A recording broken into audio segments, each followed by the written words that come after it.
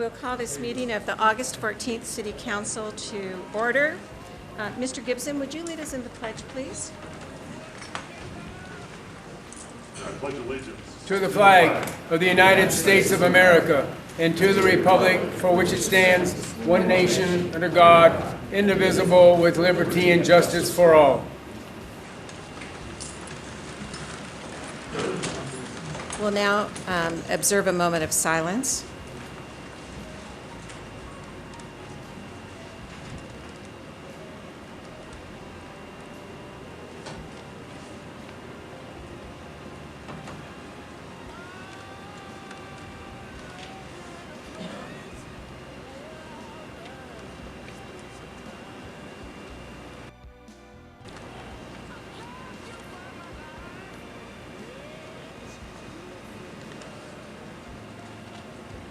Roll call, please, Madam Secretary. Shivi, Here.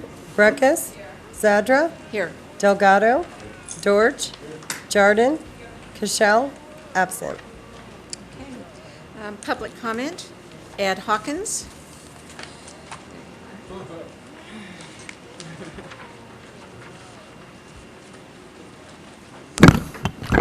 For the record, Ed Hawkins, part of it's for myself as a resident, the other part's for Ward 4 NAB at the North Valleys. First thing I'd like to talk about is bicycles that are on the road and the safety hazards that I'm coming across every day driving downtown to work. Several times I've almost hit bicyclists inside the crosswalks who are riding across, which I understand is unlawful. I also witness a lot of people running stop signs, and it's got to stop. I don't want to go to jail for hitting somebody. So these people need to learn how to bicycle or get off. Second thing is meeting with Mrs. Masterpool with RTC, and I asked her what the thing is with mopeds riding in the bicycle lane. That's prohibited regardless of the engine size it's on. Mopeds are not supposed to be in the bike lane. I'd like to see that taken care of, as well as mopeds on sidewalks. Witnessed that twice last week, and that's got to stop. Another thing in my craw is tow trucks. We have a contract with tow truck drivers in Reno, and part of their contract is to clean up the debris after an automobile accident. I came across an accident afternoon yesterday on Kiski and Mill. Lots of glass in the street, cars were gone, RPD was gone, and we still have debris there. That's got to stop. If we're paying them whatever amount of money it is to tow after an accident, they're responsible for cleaning up the debris. I'd like to see that happen. It's not RPD's responsibility to make sure they do it, but we need to find out who's responsible for it. Let's keep our city a little cleaner. I won't be here for F5 presentation, but I would like the council to approve that annexation of Limber Pine this afternoon. Thank you. Thank you, Mr. Hawkins. Ron McGee.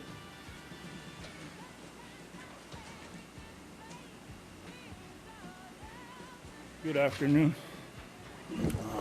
My speech is a little off because I'm recovering from bad medicine at the VA hospital 4 months ago, but I missed my funeral. So I'm kind of recovering. My voice is off and my memory is bad. But what I'm going to speak about today, you already know, I'm officially running for Sparks mayor in 2014. My background, I'm a U.S. Army military police officer, retired AT&T, and I had as many as 220 people work for me. One of the gals went from operator to vice president. She chose to retire when AT&T took over, or SBC, because they don't like women in high places. But anyway, what I want to speak about is two bad things that people have forgotten. One is the Municipal Hotel. And before I speak about this, I always try to let the fire department know. And I worked with them before and they didn't do anything. But maybe they have new money. What happened at the Municipal Hotel really is not what you think happened.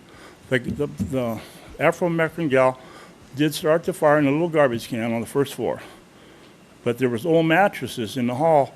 They were changing the mattresses out from Harris, and they're all sprayed with disinfectant, so they're inflammable. If you don't believe me, ask the fire chief. And they curled up and blocked the hallways. Most of those people died of smoke. One of my friends died second floor. She was separated from her police officer husband in San Jose, which abused her. So she ran away to here and got a job as a blood tech and lived over there, but she slept through it because she was on medicine. She was one of the 12, Nadine Nicodemus. And also two young Calneva guys, one was Jeremy, died, saved 50, he saved like 50 lives. So what really happened is the maintenance guy got out of prison for child molestation, which there's no kids over there, so he was there legally, married the housekeeper, but the management owner instructed him to screw all the fire escapes shut because they were sneaking up the fire escape when they lost all their money. The keys were not very good. They could get in any room or stay in their buddy's room. So that's why they locked them up. So when that fire happened, they had to jump out the windows and stuff. That's what really happened. Then when the fire started, they rang down. They didn't go to the fire department down here with the Ace Ballpark and went to some dispatch center and then rang back. And by the time the fire department got there 8 to 11 minutes, they couldn't stop it. And that's the way it was. That particular guy went back to prison, the security guard, for not signing up or something. But he's back out on the streets here, walking around with a dog. And he told me all the inside. I wouldn't have known all the facts, but he was the guy that did it.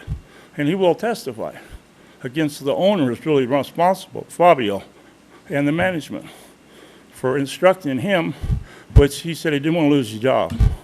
So that's into that. I'm not going to speak no more on that. The fire department will follow up. The third thing I'm talking about real quick happened December 20th, 2001. My friend's husband got deceased, shot 8 times by Officer Norman of the Reno PD. Now he's a lieutenant in Hawthorne.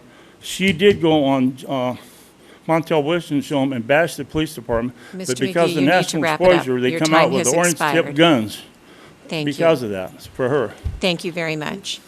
That's the best I can do in 3 minutes. Mark Markel.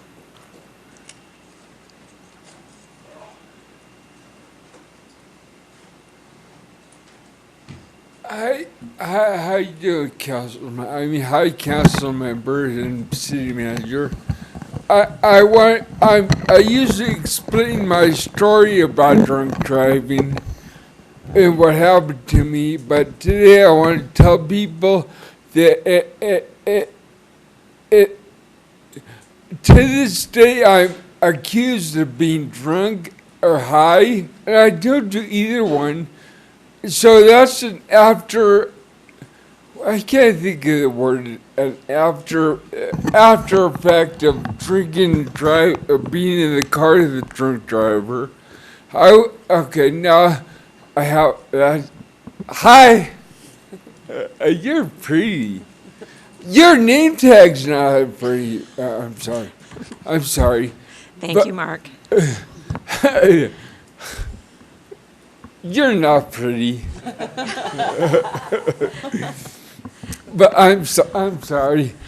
But anyways, I was in a vehicle accident crash. We rolled 8 times and I got ejected and landed on my head. It put me in a coma for a month. And I was in the hospital for 6.5 months. Now, I don't know. My thought process is messed up. I don't know what I'm thinking. Well, I don't know what I'm saying. I know it. I think 1,000 times. What's the word? As fast as you can speak it. No. I think. You're a goober. 1,000 times a second. But yeah. What did you say? 1,000 times a second. Yeah, that's. Thank you. That now it's better. Now I know who you are. Hi, Oscar. Okay. Anyways. Don't get in the car with a drunk driver, or you can end up like me. I'm stupid. I understand that now, but I did. But don't end up like me. It's not worth it, people. I think thank you. Mark, you are not stupid, and you give us a good message. Thank you. Thank you. Good job, Mark. Chip Hobson.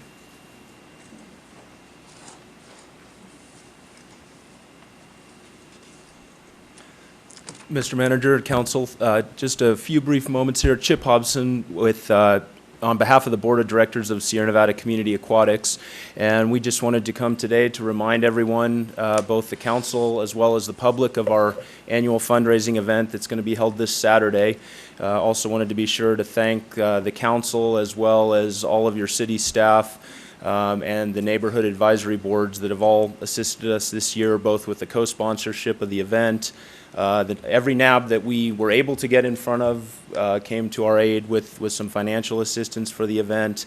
We've been working closely with the Parks and Rec Department in setting up the event and organizing everything, your special events folks, this year even the Reno Fire Department. So it's just really been a fantastic cooperation of the city and our efforts to host a nice event. As you can see, Saturday we have a whole day of events this year. We are trying to expand the reach of the event. We have some Olympic athletes coming in again, and we start in the morning with some clinics offered to the local youth swim teams. That's followed by opportunity for any kids to come and swim in fun relays, inner tube relays, things like that with the athletes at Idlewild Pool. And then once that's over at about 1 o'clock, we're actually hosting, in conjunction with the city, a free swim day for the public from 1 to 4 p.m. Within that time frame, the Reno Fire Department is going to be putting on an interactive water safety instruction and demonstration. So folks will be able to come out and see some of their equipment and what they do and learn a little bit more about being safe in the water, given our local bodies of water. And then we finish up in the evening with our true fundraiser event at the California building from 5 to 8 p.m., where we'll have dinner and wine, beer, lots of fun. The athletes will be there and interacting with all the folks there. Lots of very generous businesses in the area that have contributed this year for our silent auction and raffle items.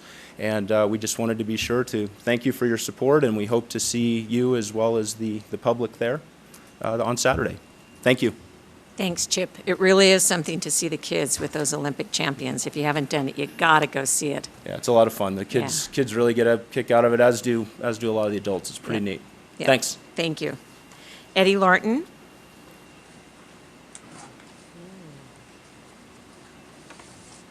Hi, City Council.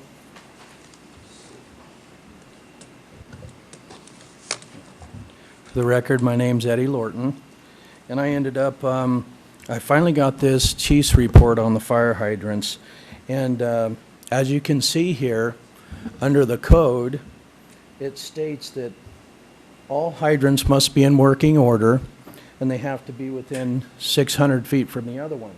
So now, I guess they believe that we're close enough to being in code, and the chief's a good guy. I like him a lot. But since then, like a month ago when I pointed it out, we were 33 fire hydrants that weren't repaired. So within the last month, I guess from upstairs, they said, get them fixed. So far, they've fixed 14. There's 19 to go. So I like the chief. You got a great staff. Everyone does a good job. I'm just up for public safety here, and as per the code, though, where I have my little problem where if it's good enough for the chief, it's good enough for me. He's a good man. But when it comes to, like, if I were to buy a building, it didn't matter how in this report it states that you have 9,300 and some fire hydrants. Well, if I build a building with 3,000 square feet and you have 9,300 receptacles, if one isn't in conduit, they're not going to sign off on the project and you're done.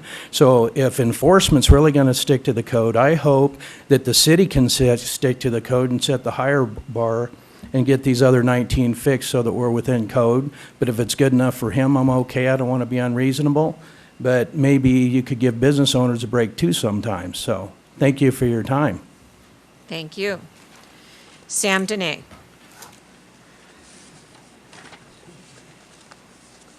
Sam Dene, the extemporaneously philanthropical encyclopedia of Reno government. I'm Sam Dene. I'm an Air Force Academy graduate. I spent many years flying fighters and bombers, B-52 bombers and F-4 Phantoms, defending our nation against enemies inside of the border and outside of the border. And I've been to virtually every, well, let's put it like this, I've been to 98.7% of all the city council meetings since 1994. So that's why I call myself the Encyclopedia of Reno Government because why? I am. By the way, the blood bank over there asked me to tell you folks that if they want to go down there, there's a pint of Sam's blood over there that they're going to auction off for 3 more days. So if you want some spunk and gumption and moxie, go over there and bid on it. They anticipate it's going to go up to $5,000, so take your wallets with you. Also, as far as that marijuana approval, I'm in favor of that. I'm glad that they followed my directives down there in Carson City, and they're approving these marijuana clinics for what is something that's been legal for many years in Nevada, but there's some poobahs who've been fighting it tooth and nail with taxpayer dollars mostly. But anyway, they finally agreed to have those marijuana clinics open so that people can use natural substances to naturally heal themselves. Anyway, as important as that is, it's not nearly as important as the aspect of the diabolical vote-stealing traitors who lurk down in the bowels of the vote-stealing, vote-rigging machines that are outlawed down over in California. Those vote stealers steal Sam's votes every year and other people's votes. They steal Sam's votes and give them, who do they give them to? Anyone want to guess? Who do they give Sam's stolen votes to? They give them to the career politicians who are now playing musical chairs, and we have some of those musical chair folks right here in this room, but they permeate the entire community. Career politicians taking advantage of the stolen votes that were stolen from Sam. And you say, Sam, how do you know they're stealing the votes? I don't know how to go down. I don't want to go down in the bowels of those computers like those people do. But all you have to do is look at the people, some of the people, many of the people at the various dioceses throughout our community, and you know darn well, you know darn well you did not vote for those people. I see a man over here that I know won the election. I followed it enough to know he won the election, but he's sitting here, not up there. At any rate, as I close out, as bad as the diabolical vote stealers are, right along with them is the media. Reno's dysfunctional and pathetic media. If the media wasn't so deathly afraid, insanely afraid and jealous of Sam and the truths he's been bringing to these podiums for the last 20 years, if they weren't so deathly afraid and jealous, the city would not be, Reno would not be bankrupt. And Reno is bankrupt. If we were not getting forbearance, you mean it's more like 27 barons from the banks, or this city would be more bankrupt than Detroit. Thank you, Sam. I have no other public comment forms, so we'll close the public comment section. City manager announcements. Thank you, Madam Mayor. I have three announcements this morning. The first is on the Living in Reno photo contest and Think Reno idea. This is in response to a Think Reno citizen idea to host a photo contest. We launched the Living in Reno photo contest in conjunction with the Reno.gov redesign that is now underway. Reno.gov's innovative new design features large storytelling photos on the homepage. The contest's winning photo will be the centerpiece of the new Reno.gov website, which is targeted to roll out this fall. You can visit Reno.gov for details on how to submit a photo into the contest. Secondly, wanted to thank all of the city staff for their hard work on the Hot August Nights. I think it's one of the most successful events that we've had in Reno for Hot August Nights. I wanted to thank all of the staff that made that happen. The public doesn't notice all the hard work behind the scenes that staff undertakes to make this such a successful event. And I want to thank them for giving our tourists and residents another reason to love going downtown and all the other venues, and for visiting the biggest little city. I have an announcement on the Virginia Street Bridge Project website. The website recently won the Association of Marketing and Communication Professionals Distinguished, and I'm probably going to say this wrong, ERMS Creative Gold Award in the category of website overall informational, which means we exceeded the high standards of the industry. I'd like to thank our public works staff and the staff at Jacobs for all their hard work and dedication on the Virginia Street Bridge project and its website, which is vsbreno.com. And lastly, I'd like to thank Mr. Chisel and his staff. We have been notified that our comprehensive annual report for fiscal year 2012 qualifies the City of Reno for the Certificate of Achievement for Excellence in Financial Reporting. This certificate is the highest form of recognition in governmental accounting and financial reports and represents a significant accomplishment by Robert and his staff. So thank you, Mr. Chisel. Good news indeed. And we've received that award, how many years now running? Lots. 27? 27 years. Very good work. And kudos, as you said, to staff for Hot August Nights as well. Incredible event for the city and the community working together. It's on, I'm sorry, sir. We'll now move on to the approval of the agenda. We have no pulled items today. C1, our proclamations, will go to Marilyn Newton for her 50 years of service with the Reno Gazette-Journal.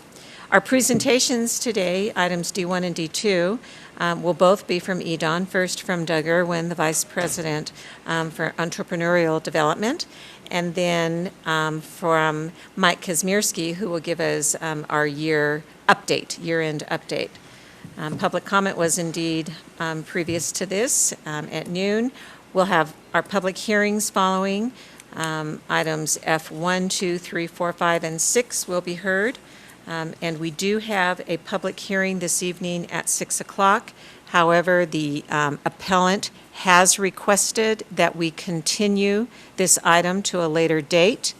We will open the meeting and we'll follow the applicant's request to continue the meeting, but we will open the meeting at 6 o'clock. Are there any other changes to the agenda? Seeing none, a motion, please. Motion to approve. We have a motion and a second for approval. All in favor? Aye. Opposed? Motion carries unanimously. Approval of the minutes for the July 3rd and 10th meetings. Second. Motion and a second for approval. All in favor? Aye. Opposed? Motion carries unanimously. Proclamations. Marilyn, if you will join Mr. Dortch at the podium, please. Cash disbursements? Oh, cash disbursements, indeed. 1 second. Cash disbursements. I'll make that motion. We have a motion for approval. Second. And a second. All in favor? Aye. Opposed? Motion carries unanimously. Now it's your turn.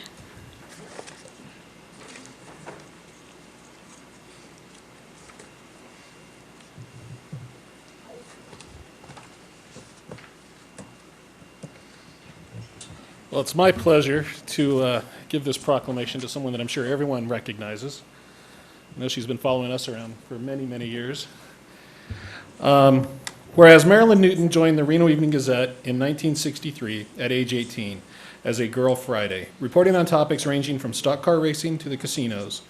And whereas at age 21, Marilyn started on the police beat as a reporter. And whereas in 1967, Marilyn moved into the photography department, where she has been chasing fires, floods, and significant breaking news ever since. And whereas Marilyn has documented some of Nevada's biggest news stories of the past half-century, including Harvey's Hotel and Casino explosion at State Line, Nevada, the Galaxy airliner crash in South Reno, and the Priscilla Ford Thanksgiving Day rampage in downtown Reno. And whereas covering hard news is her passion, her vanity license plate reads news. But she also loves photographing spring wildflowers, wild horses, and the state's historic small towns. And whereas Marilyn is an honorary colonel in the Nevada National Guard, an honorary Reno firefighter, and deputized in 4 northern Nevada counties. And whereas she has accepted more than 400 national photo and writing awards and was inducted into the Nevada Newspaper Hall of Fame in 2002. And whereas she has 3 book credits, The Donner Party Chronicles, The Flood of 1997, and Alkali Angels.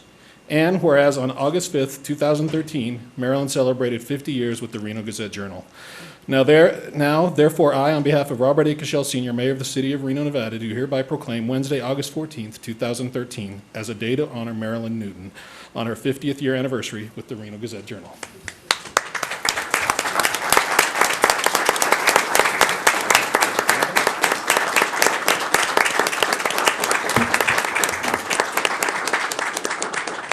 I just want to thank everybody for this honor, and it is truly an honor. But I'll tell you, I could not have done it without all of the police and fire, and in fact, everybody in Reno for being so supportive over the years. Thank you. Marilyn, you are being very humble, but you're absolutely right. You guys have been quite a team. Great work, and you're not leaving. No. That's the important thing. We're still going to be enjoying your work. People are talking about the next 50. I think that might Sounds be good. pushing it just a little bit. No, they know you as well as I do. It will be another 50. Thank you, thank you. Thank you.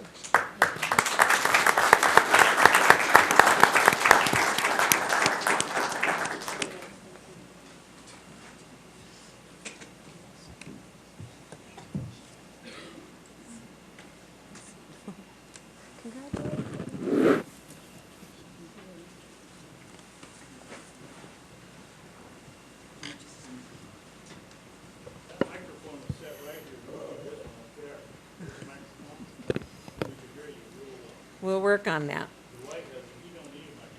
Presentations. Presentations. Doug, please come forward. Oh, we'll do you guys want to reverse? Okay, fine by me. Mike Kazmierski. Vice Mayor, council members, Mike Kazmierski, Edon. Appreciate your time today on giving you a quick update. I think the slides are coming up here soon. Do we have them?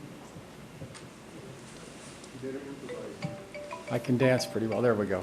Okay, so we're fine. Just want to give you a quick update on Edon. We closed out our fiscal year at the end of June, and we got some good news I'm going to make sure everyone's aware of, and then turn it over to Doug, and he'll get into more details on the entrepreneurial program, which really is something new to Edon and really the community overall, and we're pretty excited with some of the successes there. So I'm going to go through this quickly. A lot of this information you're already aware of, but it's, you know, kind of a reminder of what we're doing on behalf of the region, really, and the city is a huge player in that. And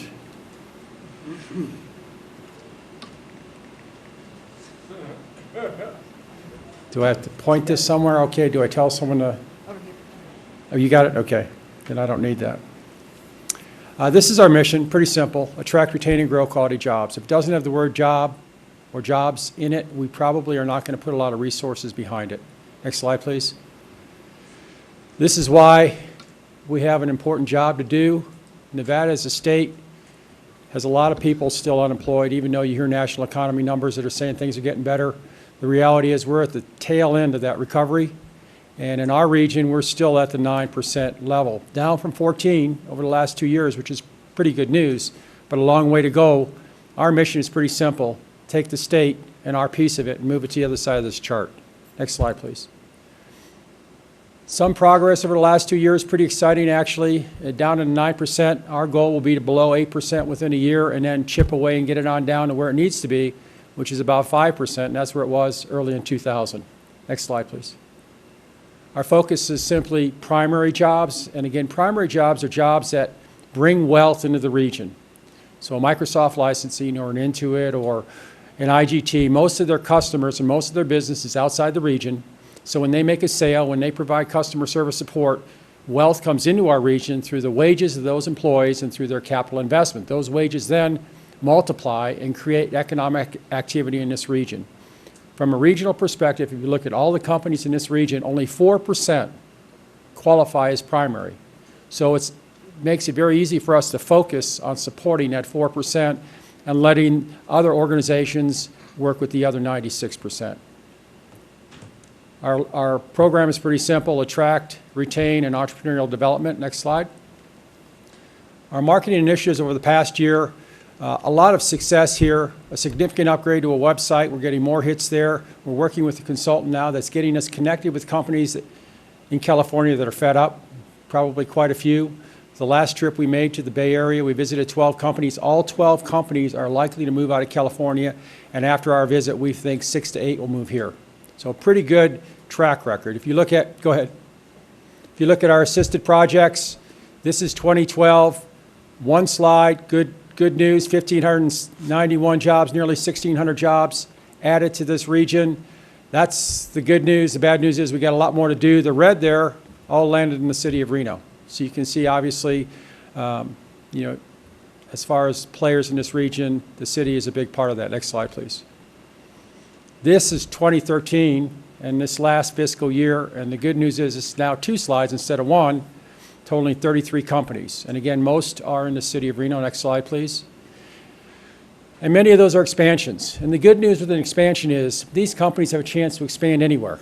And if we don't get with them and help them and get them incentives and work with a lot of the different government entities in the area to help them be successful, they can add those investments and personnel in many other states. Most of these companies have operations throughout the country.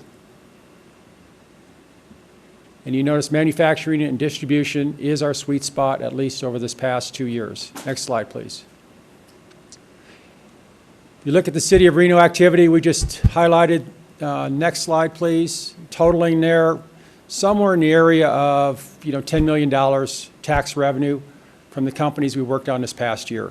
So when you look at investment in what we're doing and the 1,400 jobs, these are just in the city, by the way, and then the 97 expansion, pretty good numbers when you look at ROI. Next slide, please.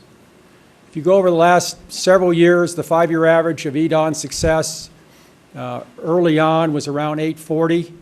We have since moved that to 1,600 nearly last year, and this year we're proud to say 2,100, a goal of 2,000, so we exceeded our goal, and we've raised the bar next year to do even better. Next slide, please. The reason we're going to do better is because this chart, and if you look at one chart and say, okay, where are the successes in EDON? The fact that we can get companies to visit here is how we measure our success more so than anything else. It's a great projector of future announcements. When you look at 2011, we had 4 companies visiting us each month. And that's still a good number, but it's not enough. This 2012, we moved that number from 4 to 8 nearly, and this year we're averaging 10 visits a month. And when we get a company to visit this region and they make a decision, 80% of the time they decide to come here. So we put a lot of energy in marketing and getting companies to visit, and we've had a lot of help doing it as well. And by getting that number around 10, it tells you there are a lot of potential announcements in the pipeline. Next slide, please. So that's attraction, and we're pretty excited with the attraction numbers. Retention's a new program. We're really less than a year and a half into it. Visited well over 200 companies. Personally visited and worked with and connected with over 200 of our primary employers. We'll visit another 200 this year and try and keep that going. There's about 500 primary employers in this region. We're still trying to identify them so that we know we can help them. Some of these companies don't know where to go for help, and they're getting solicited by other states. If they're high-growth companies, someone's knocking on their door, sending them emails and offering them free buildings and free land in another state. So if we don't work with them, somebody else will. So we're pretty proud of the program taking off. A lot of business-to-business interaction. It's interesting how one company is doing business in another state, and because of our program of connecting business to business, when we get in there and visit with them, we find out what they're doing. We say, have you thought about doing business with Joe down the street? In fact, one of these companies, literally, they were across the parking lot. And by connecting the 2 companies, one increased their revenue and the other saved money. So the business-to-business connection is a big part of our retention program. Next slide, please. Think local. We need to do things locally. And appreciate the council's support of the Think Local initiative. Purchase things locally, contract, hire, eat, support, and serve. And it's really pretty simple. It's an initiative that we're finding more and more energy behind. The county has supported it. The city, the other cities in the region, we're looking at the state potentially taking this on at some point, so we don't have the license plate front page headlines of another state doing our license plates when we probably could do it here. The Think Local, or eventually, hopefully, the Think Nevada initiative will just generate jobs and activity in this region, and appreciate the council working to support this. Next slide, please. Entrepreneurial growth, brand new program. Doug will speak in a minute on some of the details, but at the end of the day, our jobs of the future in 5 years or 10 years are really starting to develop now. And if we don't help those companies grow here, they're going to grow somewhere else. And when they grow somewhere else, our youth and our creative talent moves out with them. So this is really an investment in our future. It's a program that's new to EDON, and we're really excited about the progress we made over the past year, due in large part to Doug's efforts and the work with the entrepreneurial community to kind of work together. We've been doing a lot of stovepipe entrepreneurial stuff here, and by getting together, the synergy is incredible. Next slide, please. From an entrepreneurial perspective, over the last year, this slide really says it all. If you look at those 9 entrepreneurial kinds of programs, TEDx, most people didn't even know what TEDx was until this past year, with the university support and involvement and some of these other hackathons and things that make perfect sense to entrepreneurs but not a whole lot of sense to anyone else. Of those 9 fairly significant activities, 7 didn't exist a year ago. So that just shows you some of the progress we're making in the entrepreneurial area. And the Million Cups, if you haven't been to Million Cups, Wednesdays at 9 o'clock, I'd encourage you to join. Just stop by and visit one of those events every single Wednesday at Swill, because it shows you how much entrepreneurial energy we actually do have in this region. Next slide, please. Finally, product improvement.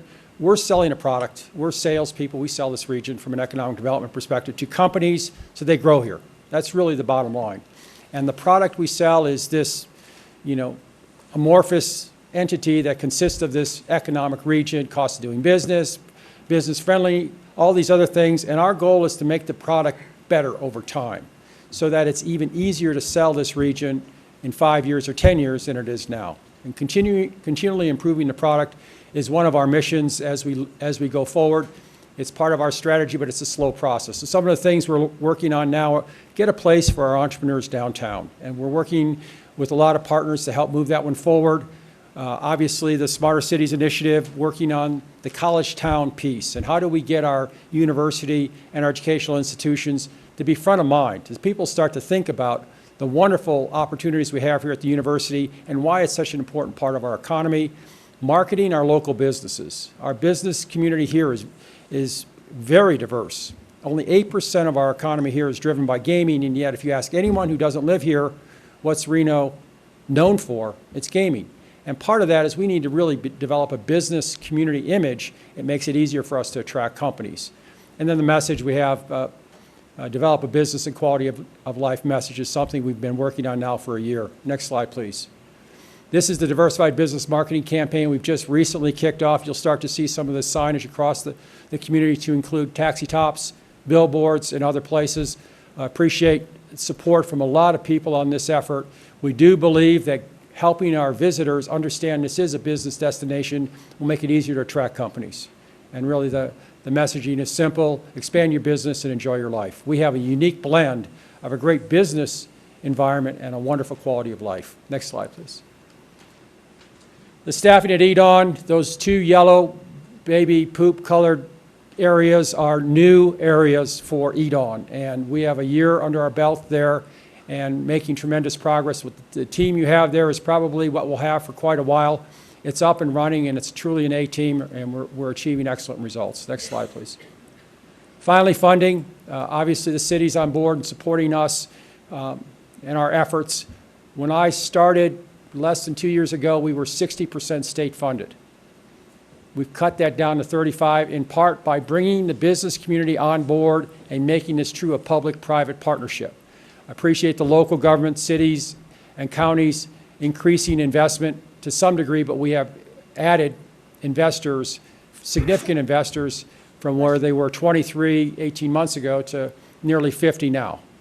And what that tells us is the business community wants to do economic development, is willing to be involved and a partner with government. And so this is a pretty good split, 50-50, when you talk about a public-private partnership. Next slide, please.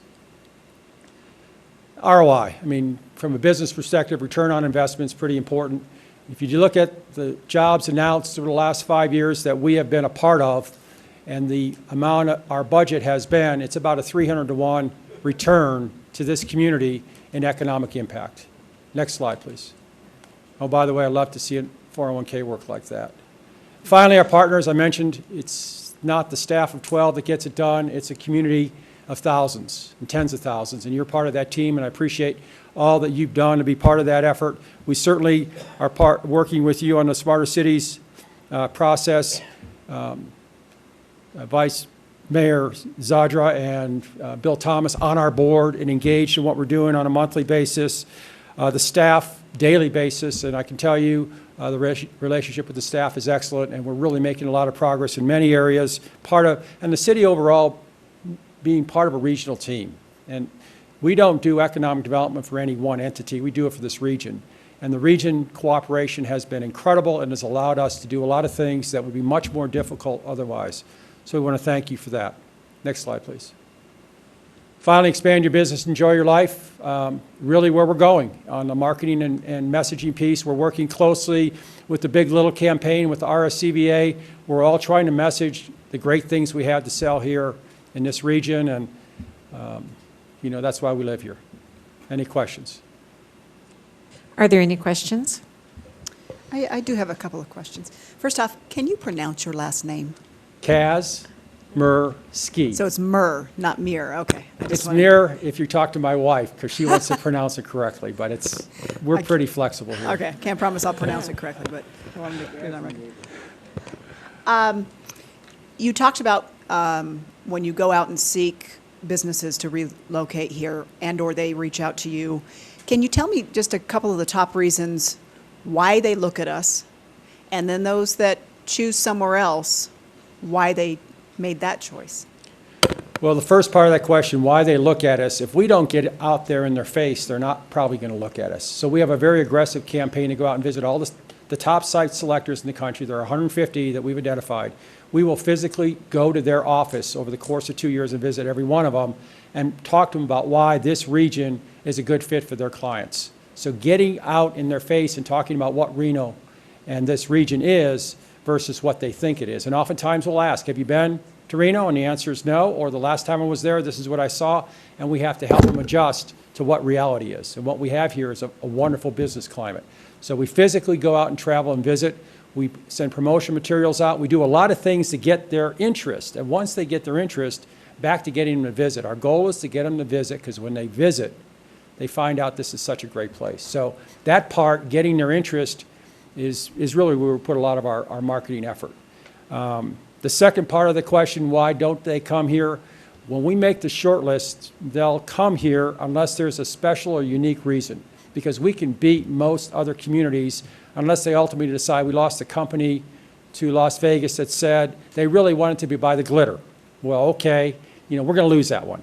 Or we lost a company, we don't lose many, by the way. We lost a company to El Paso, Texas, because they're paying ridiculous wages. I mean, $7, $8 an hour. Okay, go to El Paso, Texas. We don't really need those jobs here. I mean, we need jobs, but not at that level. So we do lose a few. Sometimes it's as simple as my wife doesn't want to move to Reno. And we've had that happen on occasion as well. So we do have different reasons, but at the end of the day, if we can get them to come here and look at this region, understand the quality of life, understand what we have as far as UNR and all our educational opportunities, our quality workforce, put all that on the table, let them make an analysis, we'll win 8 out of 10 times. Any other questions? Appreciate your presentation, and I did in advance of this presentation ask for the contract that we've executed with you all for this year, and I think that our investment in your organization is well worth it, and I really appreciate the movement to metrics. I think watching your organization over the year, I think the measurables are very helpful. One question I had on metrics was, what is a quality job? Is that defined? And the reason I'm bringing that up is when you hear about this recovery, you hear about so much of the recovery is characterized by low-paying or part-time jobs, and I'm wondering if you have a metric, and if that metric has floated with what we're seeing in the new economy. That's a great question, and I'll tell you that it's not clearly defined by an hourly wage, because every industry has a different number. But what we measure a quality job on is it full-time, and do they have paid benefits? At least the majority for the employee paid by the employer, 70% or more. If it doesn't fit those two pieces of criteria, we don't count it as a job, and it's not, in our mind, considered a quality job.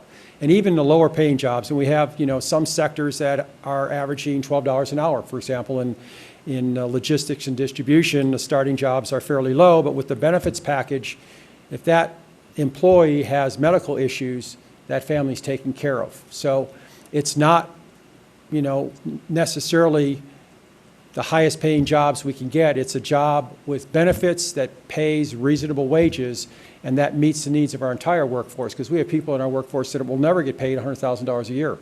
So, but we want them to have a good job. We want them to have the benefits to take care of their family. So quality is the benefits and full-time job. Yeah. And we look at that as kind of the essence. And I understand that, because the benefits do, they can, if someone is making an hourly rate that is, 100% of poverty, maybe 120%, which is kind of a public policy metric that we use a lot, then it adds on to that. But I think it is helpful to understand, what our recruitment efforts are bringing in as a percentage of some gross metric. I would find that useful, because we use it a lot when we think about Well, we have, the services we provide. And I think you get our board packet. It shows our actual metrics. One of our attraction metrics is to bring in 2,000 jobs with an average wage, Yeah. 10% above the average wage of the region, so that's 45,000. Okay. So that clearly is something we're measured against by our board. Are we bringing in jobs that average 45,000? Okay, I appreciate that. Like I said, let me ask you one thing about these relocations, particularly in the distribution logistics. You have them under a relocation, but are they really a secondary West Coast distribution presence? Is that what you're seeing more of? What we're seeing in 40% of our prospects and announcements tend to be from California. And Okay. they've been very helpful in encouraging people to move here. So the California piece is part of it, but 60% are from other parts of the country.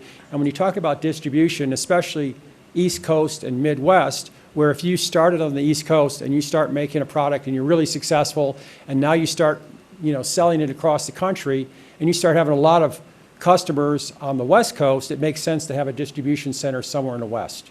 So we are an ideal location for those companies that expand here and put a distribution center for the West here. Okay, so that's a relocation. And my final question is, with respect to the smart cities, when I read that report, it looks like it would fundamentally change possibly the composition of your board, somewhat your organizational structure, your governance structure. Have you looked at it from that end, and have you had internal discussions? We have, and I think there'll be recommendations that are brought up to each of the government entities. We're part of the working group to help kind of translate what's in that report to what will make sense or what will work here.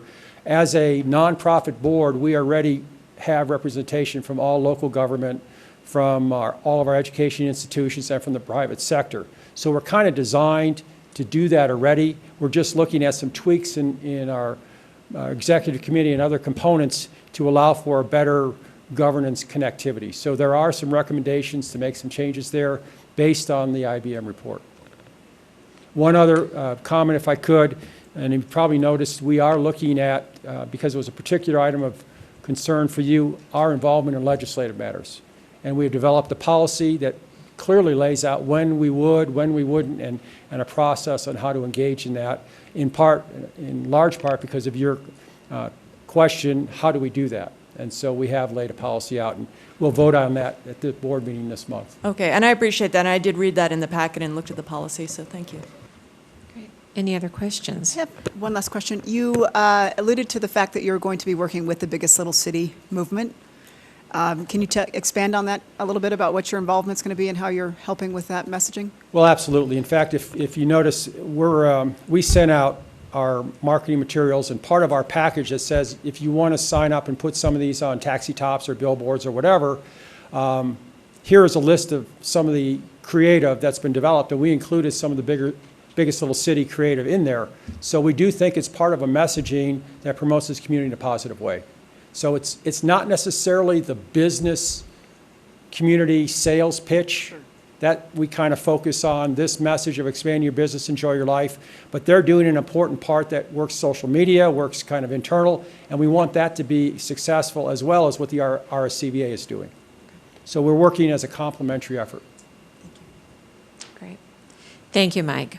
And we'll get the second part. I would invite you to stay. We'll move item J6 right up behind this because it parlays right into what you were talking about, the shared federal framework.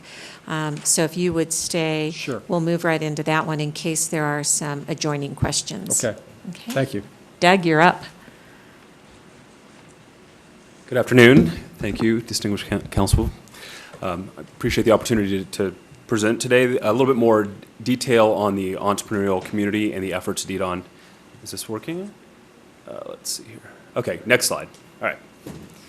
So many of you probably know that entrepreneurs are kind of a unique animal, and the way that we work with entrepreneurs really reflects that unique character. And whereas we do a lot in economic development to relocate businesses here, that's kind of think about that in the terms of economic hunting. And what we do in the entrepreneurial world is really more economic gardening. How do we create the environment that will allow our entrepreneurs to flourish? And so we've developed a 4-point strategy to kind of address this. And really what that, and through today's brief, I will kind of outline some of the things that we've done in that this year and give you a little bit of a hint of what we're going to do in 2014. But really our overall strategy is to do 4 things. To communicate our area as a great place for entrepreneurs with a life, which really means vibrancy, a great place to do business and raise your family and grow your wealth. To catalyze programs. So that's really empowering other entrepreneurs to take the charge and create programs. At Edon, we don't really own many programs. We help develop and bring programs and find those people to run them. Ideally, those being entrepreneurs, because that creates the credibility of those programs. Our organization is a great connector. Since we work with the business community at large, we're able to integrate and connect entrepreneurs with mentors, investors, and customers. And then finally, to really showcase our startups to help, get them more visibility, get them above the fray, but then also to help recruit other entrepreneurs outside our community. Next slide. So what's an example of communicating? Well, we helped run the TEDx Reno event, which was the biggest little citizen theme. We had about 160 people in attendance, 1,200 live streams from around the world, and already over 10,000 video views. And some people go, well, why is TEDx important for the entrepreneurial community? Well, leading entrepreneurs want vibrancy in their community. They want to know that people are thinking big and they have unique ideas, and TEDx is a great venue for that. And one of the themes that I'll go throughout this is, at least my belief in the entrepreneurial world, is that we need to link ourselves to larger national, international programs so that people recognize that we're on the cutting edge. And TEDx Reno is just one example of that. Next slide, please. An example of Catalyze. Mike mentioned 1 Million Cups before. This is a program we bought in March. We partnered up with eMinds, which is a local entrepreneurial group. They ran that program, which is at Swill every Wednesday from 9 to 10. You can just show up and watch 2 startups stand up, give their pitch, get shot up by the community for 20 minutes, help them pivot, help them connect. The great thing about this program is it's founded by Kauffman Foundation. And so we get, not only is it a program that is helping locally, it gives us connectivity to Kauffman Foundation, the world's largest entrepreneurial think tank, and it helps propel our companies outside of the local stage. So our companies that present there have an opportunity to present on the Dream Big America program, which has over 4 million listeners every week. So again, bringing in national programs to help that. So we've showcased over 43 startups to date. That's 2 a week, every week since March. We only missed 1. So I encourage everybody to come to that. Next slide, please. An example of connecting. You know, this is where we're working with larger organizations like Microsoft Licensing, Intuit, to really work inside the community. So a good example of that would be an event like the Reno Hackathon put on by Microsoft. We had over 50 developers, 75 participants, and that attracted tech talent not only from our region, but we got some people from Sacramento, from Truckee. This is a great place where you put a bunch of people together and you don't know what's going to come out of it, but a lot of interesting ideas. In the case of the hackathon, over 30 new applications were developed and launched. To help facilitate that communication, we've established an organization called Entrepreneurship Nevada, or actually we've taken over sort of operations of that and launched a new website called enevada.org. We haven't made a big splash about it yet, but I would encourage anybody who's interested in the entrepreneurial community to take a look at it. We've really tried to do a couple of things. There are a lot of entrepreneurial things going on in the world, and so to try and aggregate all that, we've created a community calendar that aggregates all of the community events. And it's really a launch point for entrepreneurs to figure out where do they go. because every entrepreneur starts at a different place. And if you have an idea, maybe you would want to go to the Inventors Association. If you're looking for funding, you're further down the line, we can help connect you up with angels. So it's really a launch point for that. Final slide, please. Just a couple examples of what we've done this year for showcasing. We created our own awards in conjunction with NCET to highlight the programs, not necessarily the people. We've created an Entrepreneur of the Month that goes out through multiple channels in the media. And we've gotten Governor Sandoval to call individual entrepreneurs and just thank them for all their hard work. It's just one of those things that I doubt they're doing in California, and it really means a lot to that entrepreneur to get that call. So, it's a little thing that goes a long way to help showcase the entrepreneurs. Next slide, please. Just to give you an example of what we've done and what all that has meant in terms of jobs, we've assisted in 50 startup jobs. We actually helped form and create 3 companies. About $1.5 million in early stage funding was assisted. And the one that I think is really important, I mean, all these are important, the jobs being the most important, but we've created a ton of media around our startup community. So when companies are looking at, where do we want to relocate, or maybe there's a better place to start, there's a lot of information out there now helping to change that mindset around Reno. And then we've individually worked with about 81 startup companies. Next slide. So my goal for 2014 is really to raise the bar and build on the work we've done so far. And really that goal is to increase the quality of the companies we have in our community. And we're going to do that by doing a couple different things. This is not exhaustive, but just kind of high level. We're going to be launching a nationally recognized mentorship program in partnership with MIT. We're in the midst of working that out right now. We've got all of our entrepreneurial support organizations together, but they could be working better to help hand off and really maximize the opportunity.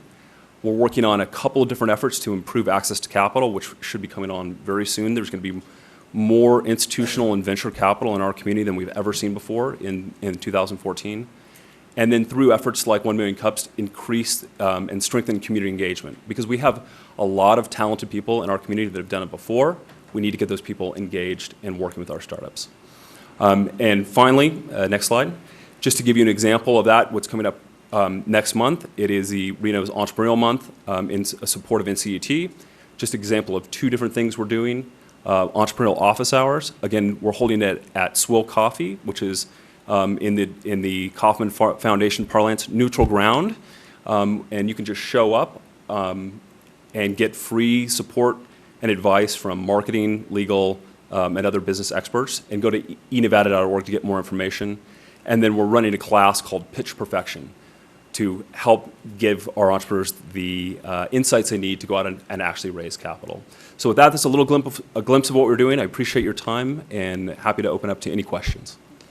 Thank you, Doug. Any questions? You keep busy, that's for sure. Good work. Thank you. Thank you. We will go ahead and move forward on our agenda item J6, the shared federal framework. And Cadence will kind of give us an introduction. And then we also have Lee Gibson here who can kind of give in a nutshell, the activities that are being launched in the development of this. Thank you, Madam Vice Mayor. For the record, Cadence Matievich, Assistant City Manager. I'm not Maureen McKissick, but I'm going to play her on TV today. You have a staff report in your packet that explains some of the reasons that we're bringing this item to the council. This was an initiative that was started by RTC, and 2 meetings have been held thus far around their idea of having a collaborative effort in working on regional federal priorities. There, as I said, have been 2 meetings, and one of them was able to be attended by members of this council. The other one, I understand there were some scheduling conflicts, and our representatives to the RTC were unable to attend. Ms. McKissick did attend that meeting. Staff from Sparks and Washoe County did get direction from elected officials that day to begin working on this item, which will require some staff resources and potentially some expenditure of funds in the future for travel. And so we wanted to bring this item before you to ensure that this was, in fact, something that the council wanted to pursue.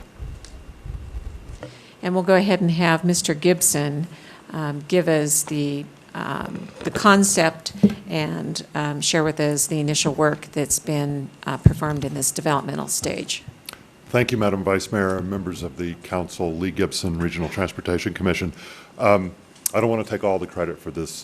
This is an initiative really by a number of parties who've come together, the regional service providers such as RTC, the Reno Sparks Convention and Visitors Authority, the Flood Project, Reno Tahoe International Airport Authority is one set of examples. Of course, all of the entities, the City of Reno, City of Sparks, Washoe County. And I'll also like to point out we're now growing a little bit. We're getting in our sort of informal coalition the TRPA as well as TMRPA, Douglas County. Everybody seems to be coming together with kind of one notion, and that notion is kind of a two-part process. First step is to sit down, and tomorrow at 10 o'clock at the RTC board meeting, we're having our Shared Federal Framework Technical Working Group coming together. What this group's going to do tomorrow is begin matching our regional priorities for federal action or funding against legislative vehicles that are available to us. In my world, the Transportation Appropriations Bill is critical. I know in talking with TRPA folks, there are a number of new environmental initiatives out there. We're all trying to come together to see where there is overlap and see where there are opportunities to leverage both our lobbying resources but also speak with one voice in Washington. A good case in point from what we've learned or what I've learned really involves, for example, the Flood Project and transportation. Both fall under, in the House of Representatives, the Transportation and Infrastructure Committee. That's chaired by Chairman Bill Schuster of Pennsylvania.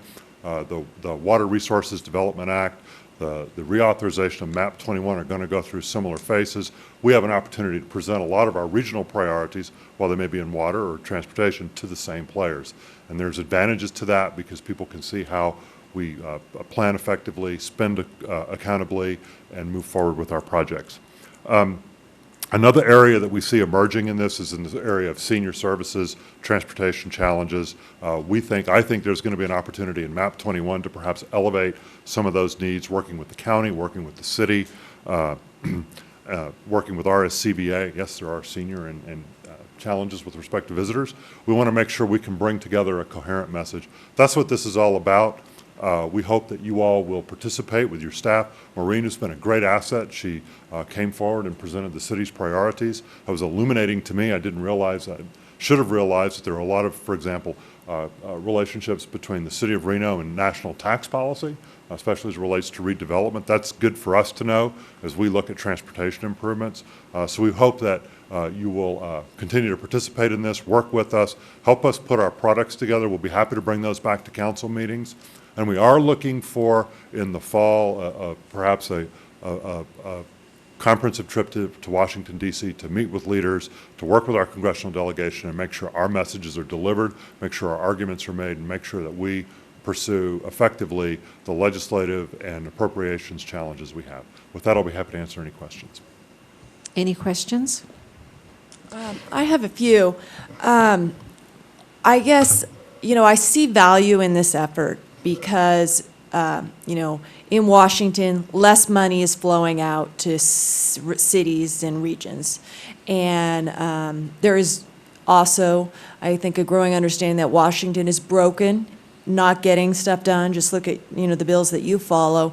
So, in two ways, being smart and strategic as a region is a good idea, but on the other hand, looking to Washington continuously as we have in the past is maybe not the future of cities and regions. So I feel a little mixed in how much effort we as a city should be, upping our game in terms of a focus to Washington when we already have our lobbyists and a relationship with them, and we've have our thing down. And particularly, I'm concerned about the cost of this effort would be to us. Our cash balance was $6 million at the end of the year. Yours was $100 million. So you have more resources to send folks back to DC, and frankly, we don't.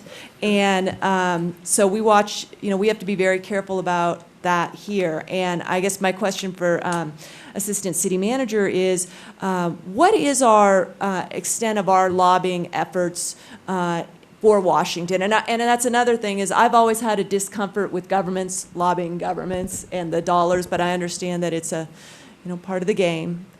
Councilwoman Breckus, to answer your question with respect to our lobbying efforts in Washington, D.C., we do employ a contract lobbyist firm, and they are on I believe, an annual contract with us. It may be a multi-year contract. The cost of that contract is $60,000 a year. And they meet with us annually, with each of you and with staff, as we're going through, and as you may recall, we established our federal priorities for the year. Those came to the council February 12th of this year for your approval. And then once the council has established those, that firm is lobbying on our behalf in accordance with those priorities, certainly with our own delegation and other members of Congress.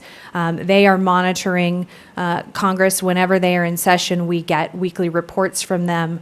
They're really a great asset for us in letting us know when new grants and other resources that may be appropriate that we may want to pursue become available to us. And so those are our efforts back in DC physically, if you will. In addition to that, Ms. McKissick is a wonderful resource for the city. She's has many years of experience and wonderful relationships with our congressional delegation. Their staff here locally talks with them on a regular basis about what our needs are as we're getting those reports back from Washington.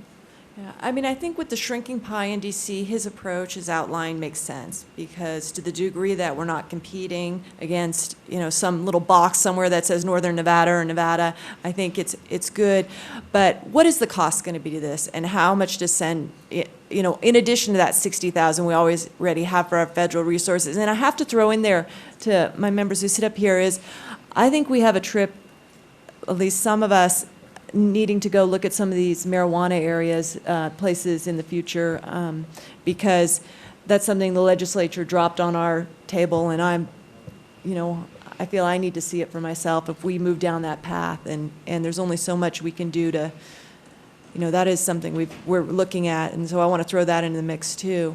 Madam Vice Mayor, if I may, I don't know that I can directly answer the question as to what is the cost of the travel without, airfare varies depending upon time of year and those things, but we do not currently have budgeted in our legislative affairs budget for a trip for staff to DC. So we would need to reallocate funds within the budget from elsewhere to make that happen. I think in addition to that, one of the reasons that we felt it was important to bring this to you is that it would be there will be additional staff time, so not necessarily hard costs, but time that Maureen or other staff members may spend on this that they would otherwise be spending working on other items that the council has prioritized for us. And certainly it's your discretion to change those priorities and through the manager give us new direction, but we wanted to ensure that we weren't just taking that upon ourselves. And I think that we need to recognize that the activities that are being undertaken with the shared federal framework are the exact activities that were prescribed and identified by the Smarter Cities recommendations. 3 of their recommendations are being satisfied or at least approached through this shared work. So it's work that we've already somewhat agreed to take on through the having initiated the shared federal framework. And we have been advised that working together as a much bigger region, there are pots of money at the federal level that any single one of us would not qualify for. Any single one of either the Washoe County Sparks or the city or the university or RTC, but as a region on a bigger vision, we would qualify for money that we otherwise would not be able to qualify for. Good points. And Mr. Gibson may want to add on to, certainly I'm pinch hitting a little bit here today, so I want to give him the opportunity to add on to my comments as well.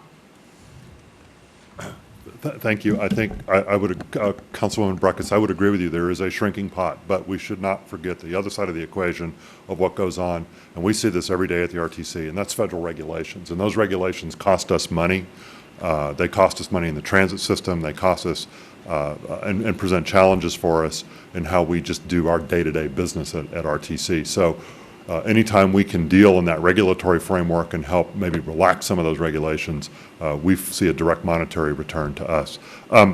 With respect to the total agenda for what we're doing, I mean, I think the technical committee is going to sort through a number of these issues to define the opportunities and the avenues, and we may even discover areas where it's not a good idea for us to pursue. I think right now, where I'm standing, we need to continue doing this, but we need to still remember that speaking with one voice, following through with the Smarter Cities program, working with EDON, I think is extremely important. We have to have a private sector component to this to bring about the arguments of business to public policy so that we can continue with the job creation. So again, today, I would just ask that you continue to help work with us. Your staff is a great resource. You've got some great talent here, and we really would like to have them involved. So, Any other questions? I just wanted to say thank you for your efforts in to this point, and in doing not only what the outline in the Smarter Cities was, but doing what all of our citizenry wants us to do, which is working regionally together for the betterment of our region as one. And I think we can all agree that relationships are what's key in business and life and government and getting anything done, and the collective voice of many certainly gets heard more or more easily when you're working together. So I absolutely support this. I know there was a cost component to it, but I think the benefits certainly outweigh the travel expenses or staff time. Mr. Dortch. Yeah, and I think from my standpoint, I think the direction that I'd be comfortable with is to have staff continue to work with them and continue to work through this. As far as allocating funds for a trip back to Washington, D.C. yet, I think we need to know what the goals are. I think we need to know what we're trying to accomplish, what we're going back there for.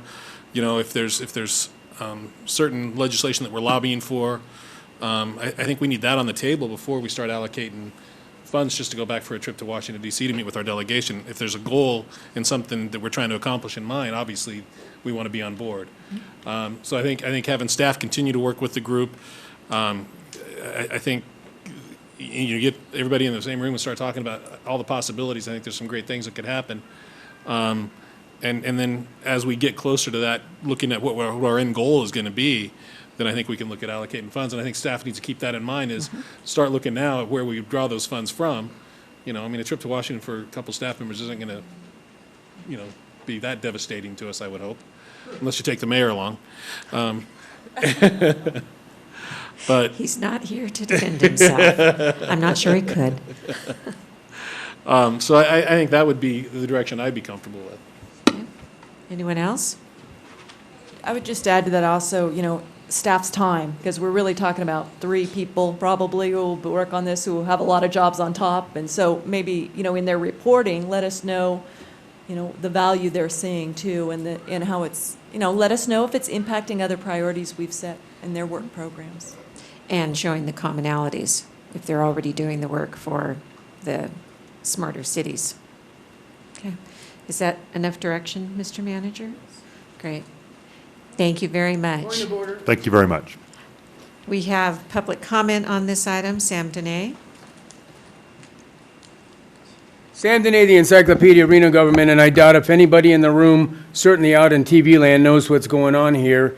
What we have is a thing is called Shared Federal Framework, so I'll read it to you briefly. Shared Federal Framework is to help enhance coordination across policy areas and formulation of common policy themes in areas such as tourism, transportation, and economic development. Oh, even Mr. Dortch is smiling.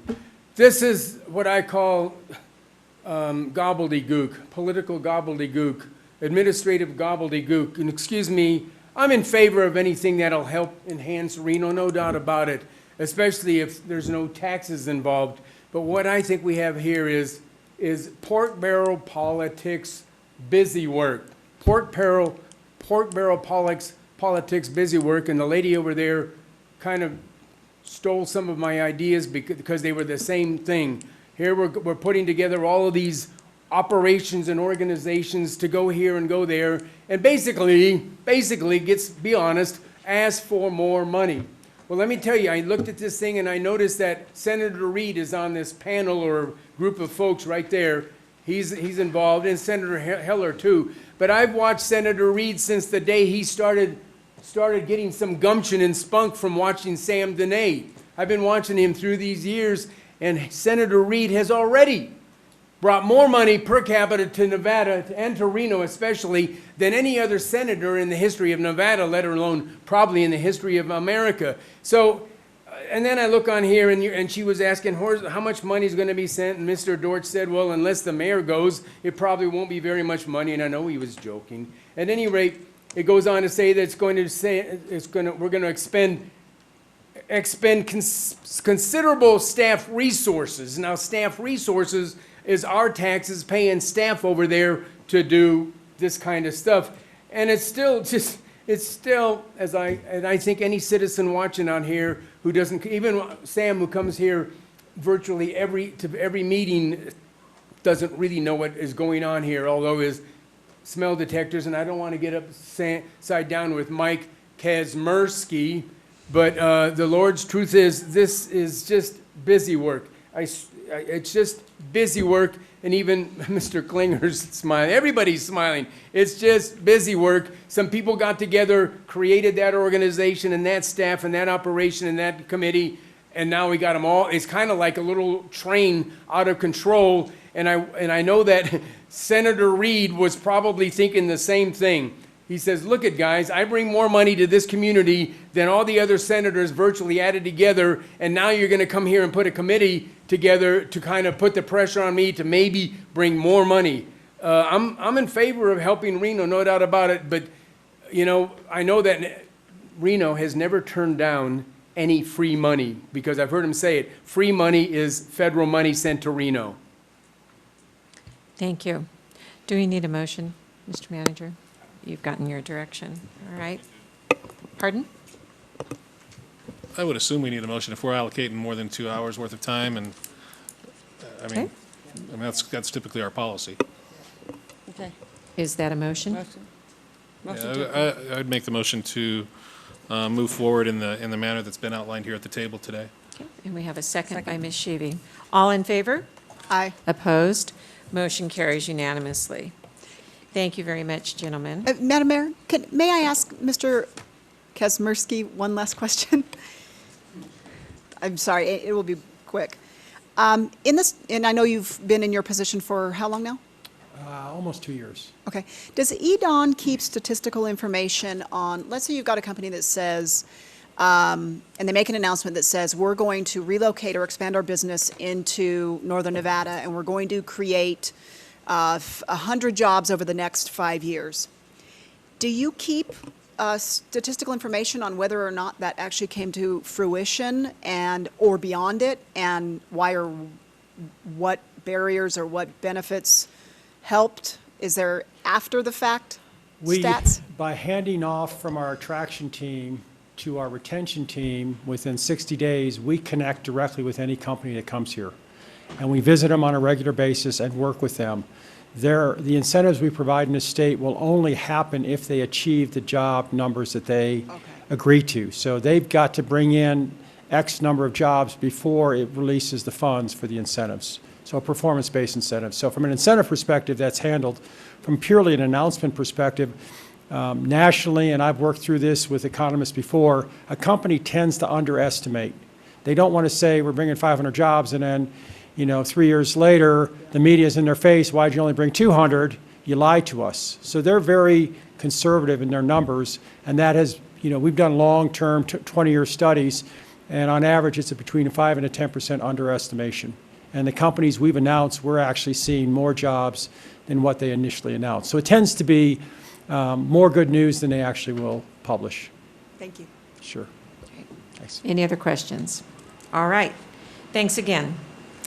We'll move on to the consent agenda, items E1 through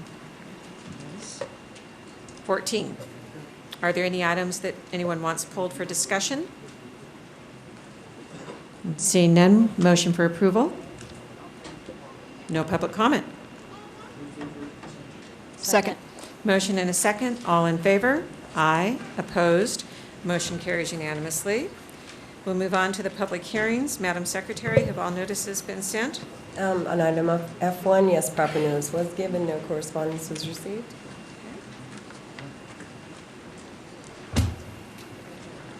Steve. Madam Mayor, Council, City Manager, my name is Steve Hardesty with the Public Works Department.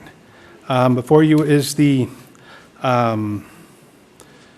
first part of the preparing the, I think it's City Hall, preparation for leasing, which will be a resolution and everything, and this is the intent to, that is in the best interest of the city to lease resolution. So this is like step one in the process, so. Any questions? I have a question. So we are going to auction off this space, and we have a bid. Is this the? There has been no bids received on this particular item. I thought And there is, now this is, excuse me, hold on one second. Yeah, this is for City Hall. Okay. And this is the first bid date, and we have received no bids. So there is a recommended procedure. Last time the mayor had me read it, but we don't, I think we could just go right to it, that if there's no received bids, if the mayor could, Councilwoman Sadra, if you could just ask if there's any oral bids, I think that would probably work. Have we received any written or oral bids, Steve? No, ma'am. We have received no bids, oral nor written. Okay? Yes, ma'am. That would be closing the sale for the first period, and then what we'll do is we will, since there have been no responsive bids, we'll come back to you with future agenda item to go through it again, and then following that, then we'll be able to get a broker or somebody that might be help us out with some of that. So, Okay. All right. So, are there any questions or anything regarding that? I guess my one question is, because this is space, and I think I asked this before, but I don't recall if it was clear. Because this is space that we cohabitate with these people, say someone comes in and they have an offer, it meets the specifications, but we don't really want them as neighbors. And I could give examples, say they're, just something we think is an incompatible use here with our city hall. Can we turn them down per the process if they're the only bidder? Are we stuck?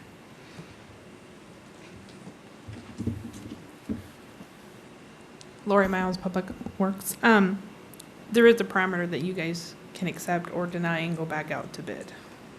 If someone was to put in a bid, it's up to council's discretion. Okay, and what if, we went back out again and had someone bring in the same offers, the same number? Could that first bidder come and say, hey, why'd you turn me down? I mean, can we turn someone down on the fact that maybe we don't want them to be our neighbor? Maybe it's a group like, of a certain advocacy or, I don't know, a nature that we would not want to cohabitate with. We had security concerns of, the clientele, people running through. Do we have an idea on that? Tracy Chase, Reno City Attorney's Office, if I might assist. On leasing property, when you go out and you do a notice of intent to lease, you can put parameters on what you're looking for as a tenant for that space. And that would be the better appropriate time to do it. Like, say, if you want a tenant that is a nonprofit status tenant or a tenant that is a business tenant, that is indication. The leasing laws don't require you to actually enter into a lease because you're leasing in your proprietary capacity as a city. Oh, okay, okay.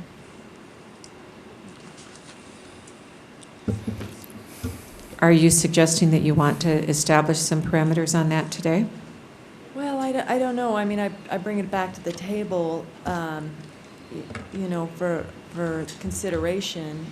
I don't know. I mean, for example, I could see, and I wouldn't know, say, an organization of a political entity that may not seem as neutral as you would think would be co-spacing with your city hall came in, or one that, advocate, I don't know, something that has maybe a clientele that's coming in and out that maybe there's security concerns about. So I don't know, have we, because this is for the 16th floor, correct?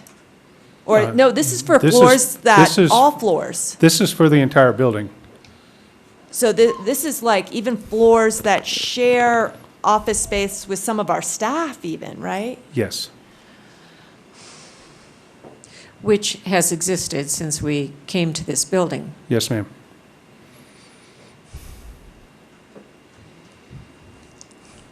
Madam Mayor, Tracy Chase, Reno City Attorney's Office. The city already issued a notice of intention, so if you do wish and desire to set parameters under that, you certainly can do so, but you would have to start the process over again. Is it common practice to always go out to auction for this, or? Yes, Oh, and that's, okay. and that's the phase we're at right now. We Yeah, did the letter of right. intent I just didn't know before you if- guys went on break, so. Uh-huh. And what role do, like the brokerage firm? I don't know which one we use. We're not at that level yet. We Okay. have to, according to NRS, we need to go through this process twice. And if we receive no bids, then we have the option to going out to a broker. Use a broker, okay. So maybe, so we wait till that time, that point may come, and that's where maybe we can be more specific or selective. I guess I have a question. Has there ever been a concern with regards to a tenant in the past that's been cohabitating with? Not that I'm aware of, no. And I've been here for quite a while. Okay. So you have enough information and direction, Steve? No, ma'am. We don't need to worry about the resolution because we didn't have any bids, and But so we'll be back to you. I understand, but I mean, in terms of if we need to come back for the second step, then you might inquire about any Right. kind of guidelines. Yes. You understand that? Yep. Okay. Yes, ma'am. Right. So can we have a motion, please? We have a motion and a second. All in favor? Aye. Opposed? Motion carries unanimously. Resolution? We don't need. Item F2, Madam Secretary. And for the record, proper notice was given, no correspondence was received. Good afternoon, Madam Mayor, Council. For the record, Bill Gall, Senior Civil Engineer. This is a request for an easement abandonment of a 13,441 square foot portion of Fifth Street east of Evans Avenue and a 6,942 square foot portion of an alley located between 4th and 5th Street, east and parallel to Evans Avenue. The total easement area is requested for abandonment is 20,383 square feet. The subject portions of Fifth Street and the alley were shown as part of the Evans North addition on tract map 24, where the easement was granted. Parcel map 1296, recorded in 1981, subject properties are shown as portions of two privately owned parcels. No previous abandonment of the easements have been processed. The areas are not part of the City of Reno's street system and are not being maintained by the Public Works Department. All property owners abutting the subject area are party to the request for the abandonment, and by approving the requested abandonment, any underlying public easements will be extinguished, and the abutting landowners can proceed with resolution of their boundary disputes relating to their properties, including access, maintenance, and parking. The City of Reno, Truckee Meadows Water Authority, and NV Energy have existing utilities within the area. The order of abandonment, and the order of abandonment would reserve easements to continue to operate and maintain these utilities. Staff recommends council make the determination that the public will not be materially injured by the proposed vacation and approve the abandonment subject to the conditions in the staff report. And I'm available for questions. Any questions? Motion for approval? I move to approve with the determination that the public will not be material injured by the proposed vacation. Motion and a second. All in favor? Aye. Opposed? Motion carries unanimously. Thank you, Bill. F3, Madam Secretary. For the record, proper notice was given, no correspondence was received. Again, Bill Gall for the record.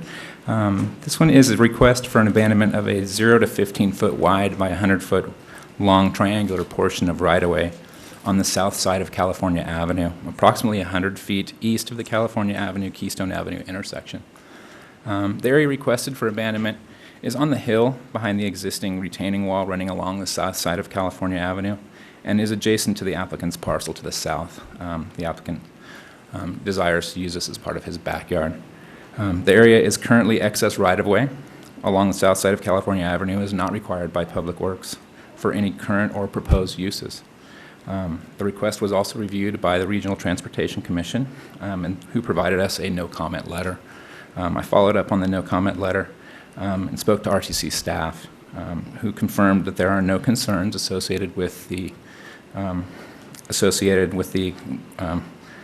request as it pertains to RTC and their Keystone Avenue corridor study. and any potential intersection improvements associated with the Keystone Avenue and California Avenue intersection. RTC staff stated that if traffic-related improvements were required, they would be on the north side of California Avenue, and they would not impact the retaining wall or this property that is behind that wall. City of Public Works Department, Truckee Meadows Water Authority, MB Energy, and Charter Cable have reviewed the abandonment application, and no utilities are present.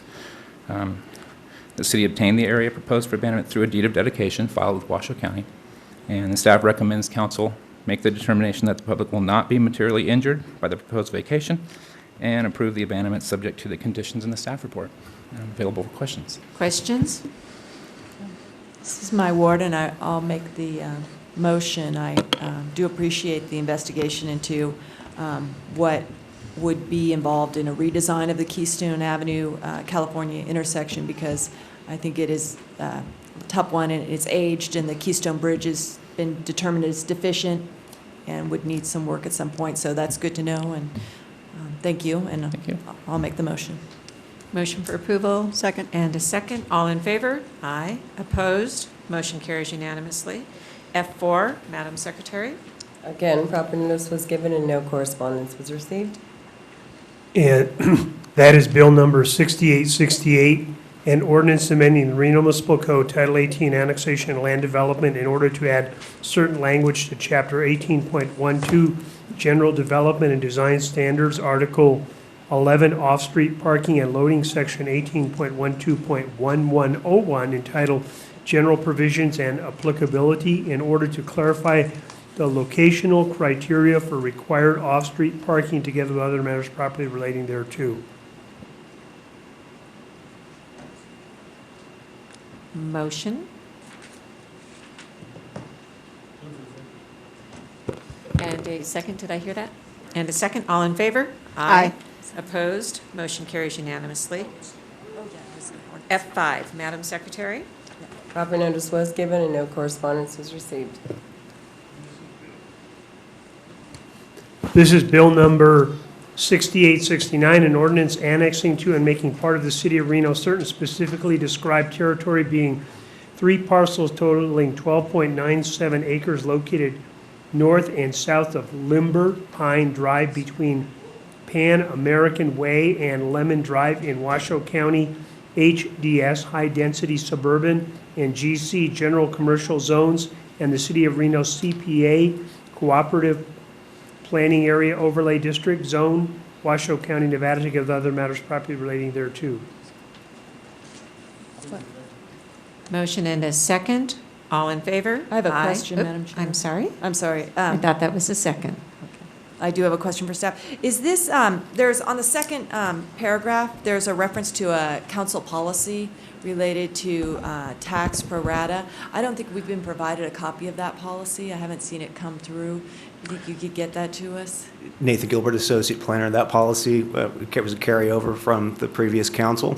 It's maintained in the staff report. Currently, it's a request for annexations that we request for the council's direction to get a prorated share of annexation tax rates once the tax rolls close. It's voluntary. It's something that we ask for.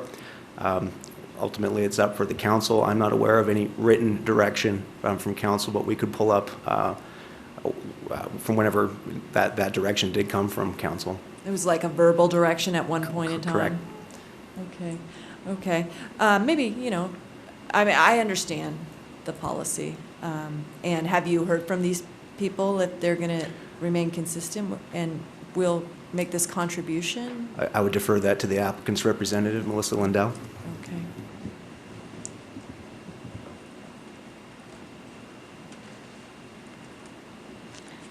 Good afternoon, Melissa Lindell with Wood Rogers.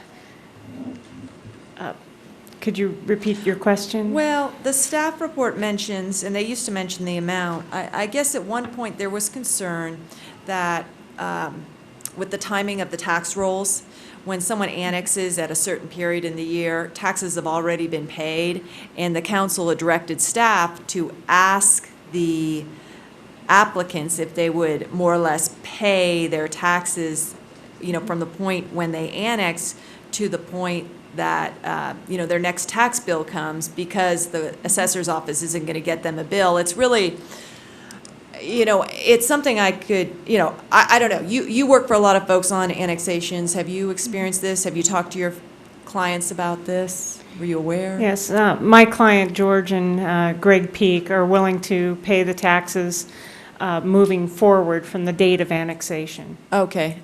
And is this about getting on the city sewer? Is that what this is about, this annexation? No. Oh, okay. So, but they've been told of this and they're willing to do it? Yes. Okay. Any further questions? No. We have a motion. I misinterpreted your hand as a second. Is that a second now? It was. All right, all in favor? Aye. Opposed? Motion carries unanimously. Item F6, Madam Secretary. Proper notice was given and no correspondence was received.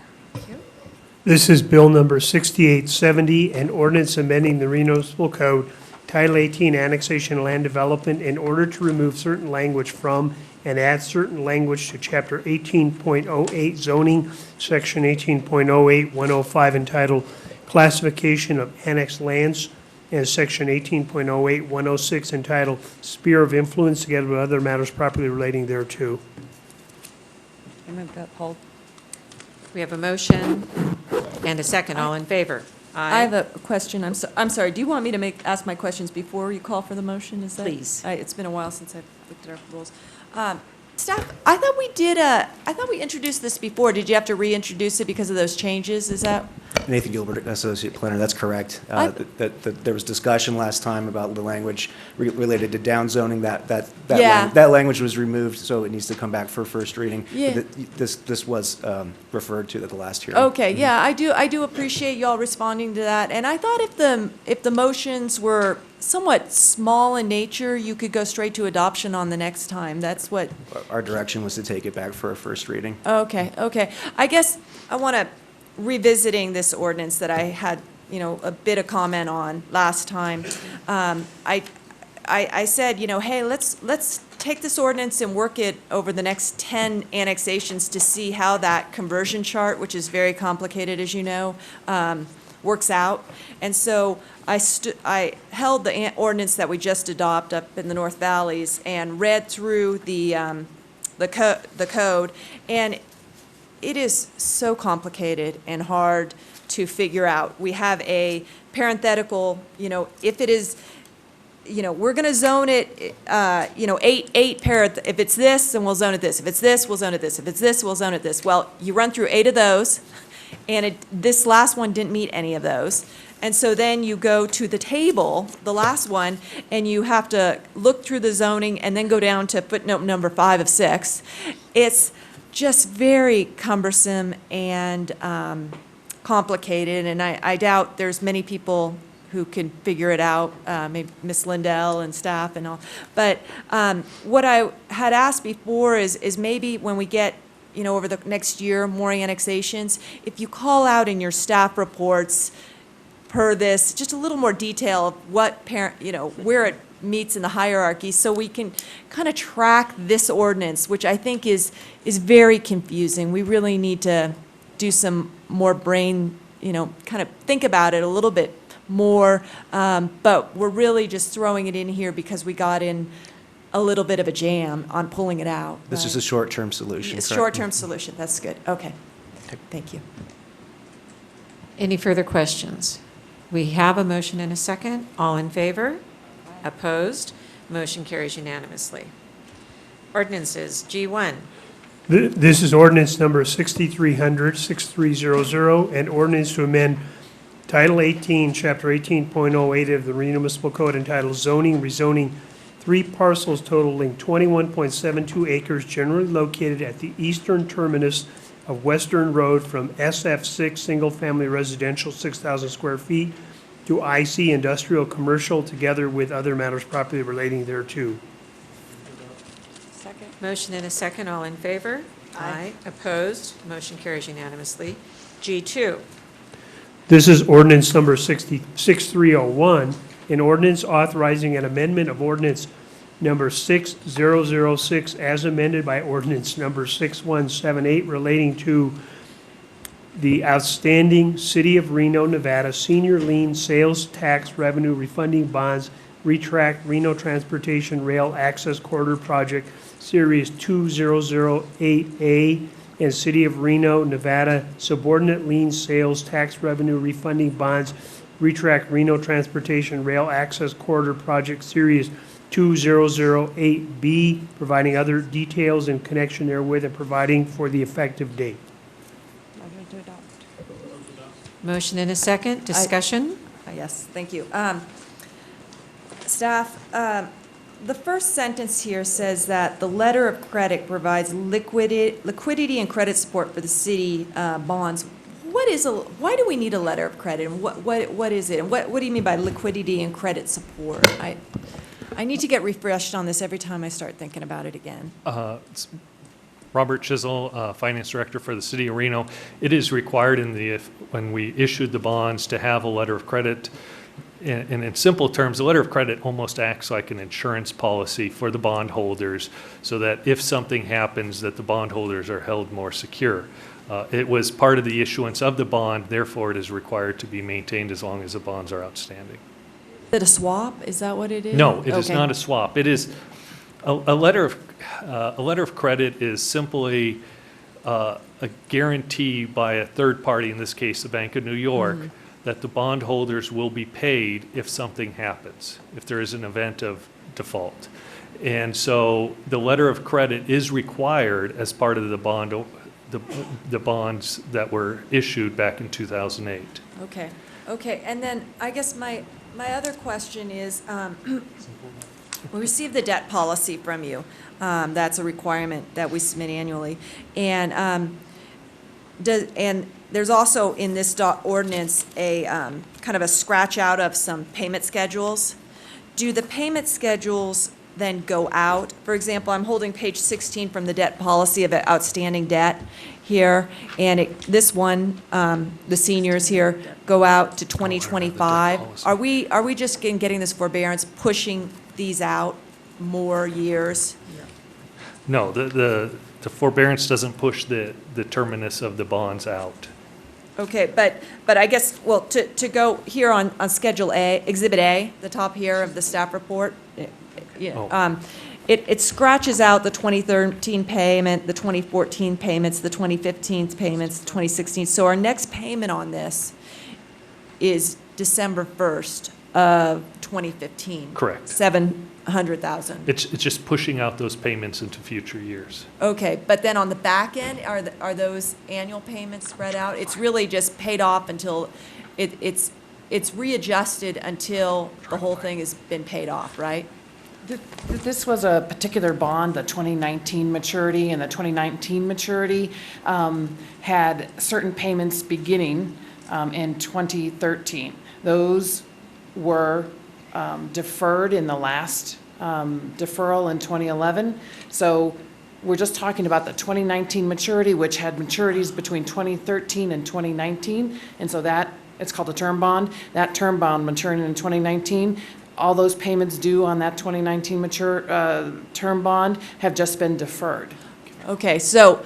Kendra Follett, sorry. Yes, so between now and 2019, we are pushing out our payment a little bit, but that same amount will be. Not past its maturity. But not past its maturity, but we need to come up with more in those later out years. That's what these cross-outs essentially are, because December 1st of 2015, we owe 700,000, whereas we could have been, making smaller payments in these earlier years if we had the revenue.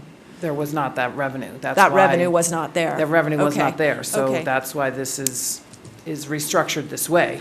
Okay. Because the revenue What is not there. and was we was have- not, we- and continues to not be there. Is not there, so that's why we have to do it, but we're not pushing out the terms. We need to do some, do we need to do some financial thinking to make these payments in these other years, or? Well, the issue is that these are payable solely from an eighth of percent sales tax for this project, and with the decline in the sales tax revenue, I mean, this is a dedicated 1/8 of a percent, but, you know, the whole sales tax, you know, declined, but the dedicated 1/8 of a percent declined, just like your regular sales tax declined.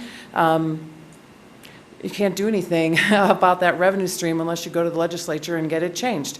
So you're not in control of that revenue stream. The sales tax revenue stream is only by the legislative action. And it's a crystal ball whether or not it'll be there It'll come one of back. those days. Okay, so. I mean, it was sufficient before the economic downturn. On the underwriting of the bonds originally. And then No, the last. even up until 2007, 2008.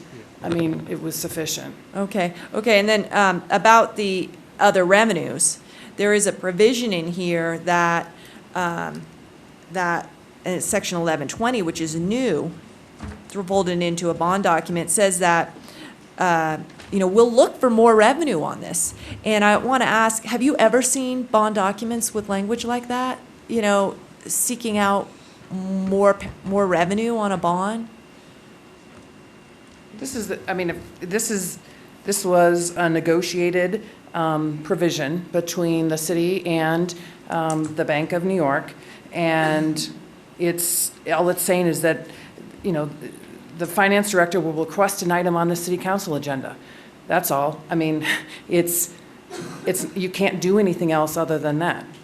Okay, and it doesn't obligate us. It obligates the finance director to make a request, that an item be placed on the agenda. Okay. That's what it requires. Us considering asking Carson City to No, it raise- requires the finance director to make a Okay. request to put an item on the agenda, not that, and they understand that the finance director is not in charge of the agenda, and that all the finance director can do is make the request through the city process to put an item on the agenda, but he cannot himself put the item on the agenda. Okay. Those are my questions. Any other questions? I just have a question. Do we have, since a lot of these payments on a number of different bonds are contingent on sales tax and sales tax revenue, do we have July's sales tax figures? Those aren't in yet? No, sales tax, Robert Chisel, sales tax are about 2 months delayed. So we haven't gotten June's yet until the end of this month. Okay. So we only have through May right now. But we are seeing some positive. There has been positive increases. May, I believe, was about 5% increase over prior year. So it has been improving pretty well, knock on wood. Okay. So when do you think you'll bring that item before us, Mr. Chisel? It would be in 2 years' time.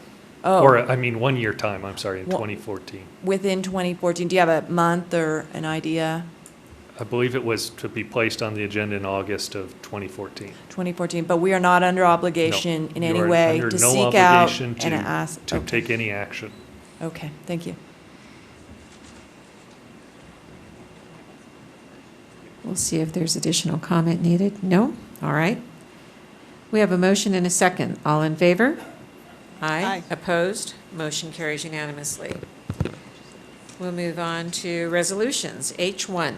Resolution number 7888, resolution declaring intention to transfer at no charge the City of Reno's interest in certain real property located on Ashbrook Drive at Southeast McCarran Boulevard, Reno, Nevada, to the State of Nevada, acting through the Department of Transportation, and to provide notice to the public to attend the public meeting of City Council on August 28, 2013, to provide objections to such transfer as required by NRS 277.050 and providing for other matters properly relating thereto. Move to adopt. We have a motion and a second. Any discussion? All in favor? Aye. Opposed? Motion carries unanimously. Ordinance introduction. I-1.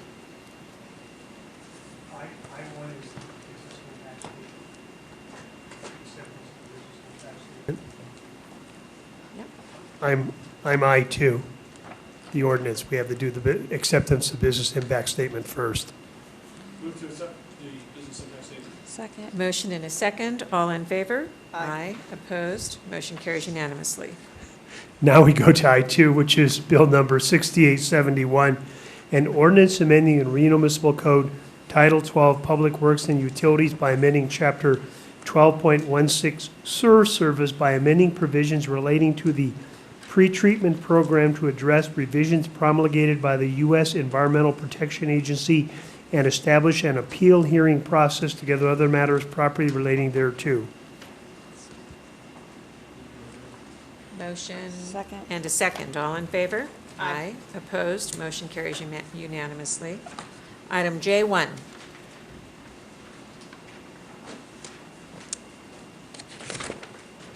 Who's going to?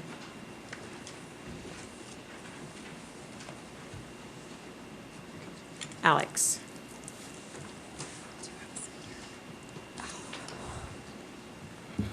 Thank you, Madam Chair. Alex Woodley, Code Enforcement Manager for the City of Reno.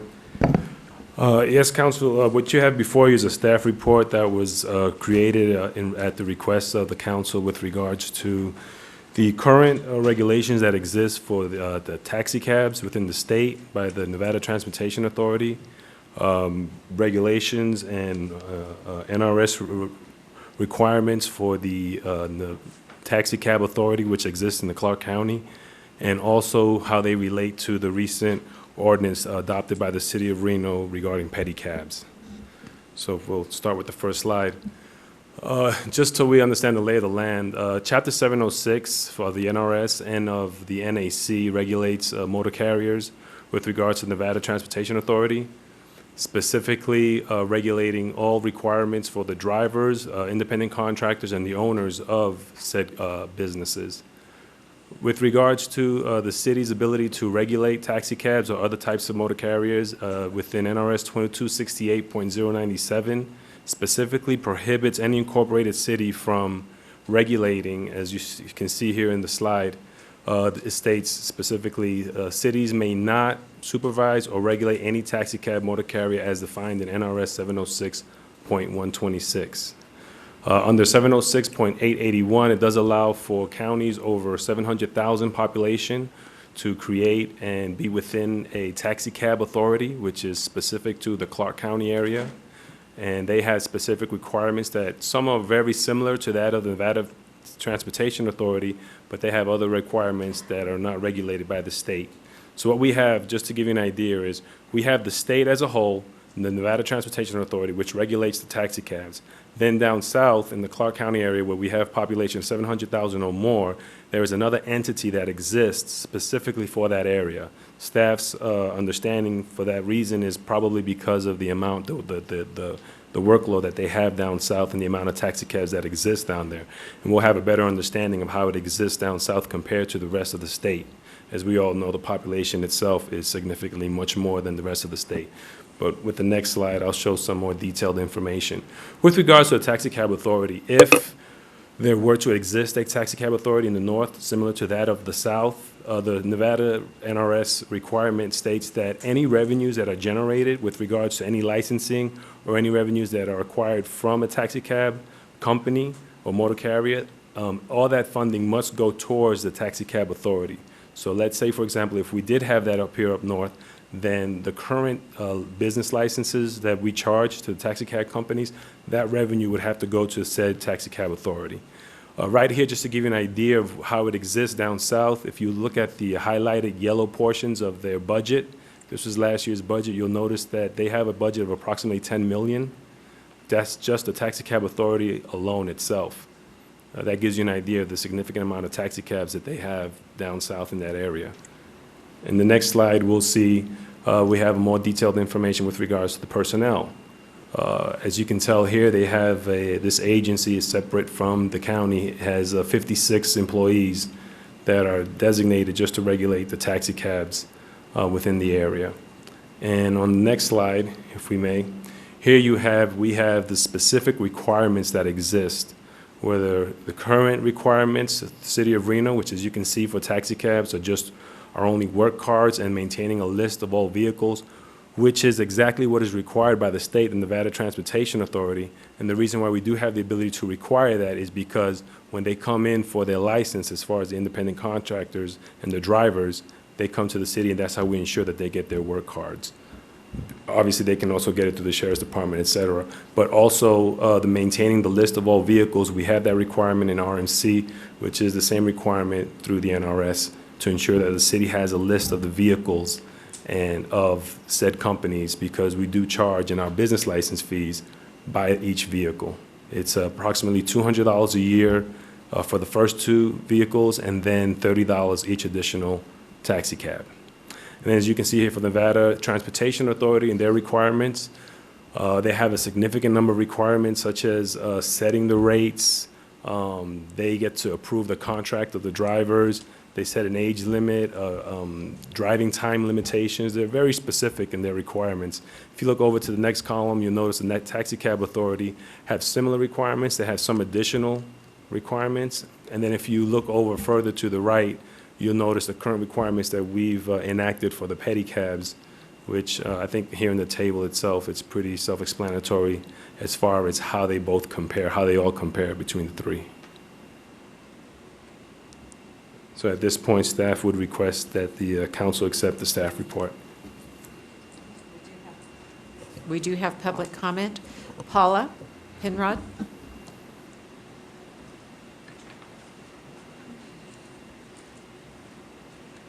Good afternoon. My name is Paula Penrod. I'm here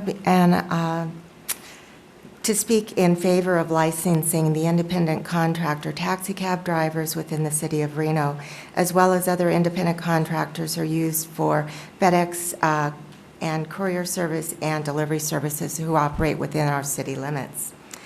I first brought this issue to the City Council's attention back in July of 2012 and have spoken several times since then to the City Council. It's really pretty straightforward. NRS 706.473 allows for taxi cab companies to hire independent contractors as drivers in counties with less than 700,000 population, and they require a contract for those independent contractors between the taxi cab company and the independent driver themselves. NRS 76.100 states, and I quote, that a person shall not conduct business in this state unless and until the person obtains a state business license issued by the state of Nevada. NRS 76.020 defines business as any natural person who performs a service or engages in a trade for profit. Section 4.04.007 of the Reno Municipal Code, Item 2 defines business as the performance of service for compensations that are not normally subject to withholding tax, including but not limited to independent contractors. And according to Section 4.04.050, a license is not transferable nor authorizes any person other than the licensee to conduct business within the city of Reno. Alex Woodley's staff report mentions NRS 268.097, prohibiting incorporated cities the authority to regulate taxi motor carriers. In speaking with Chairman Andy McKay of the Nevada Transportation Authority, it is not regulating the motor carriers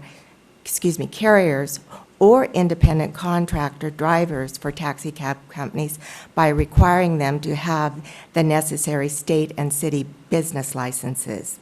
Also, in speaking with Chairman Andy McKay, he stated that the Nevada Transportation Authority has no desire to regulate taxi cabs outside of Clark County. Also, taxi cab drivers in Clark County are employees. They are not independent contractors, and thus they are paid as employees and not as independent contractors.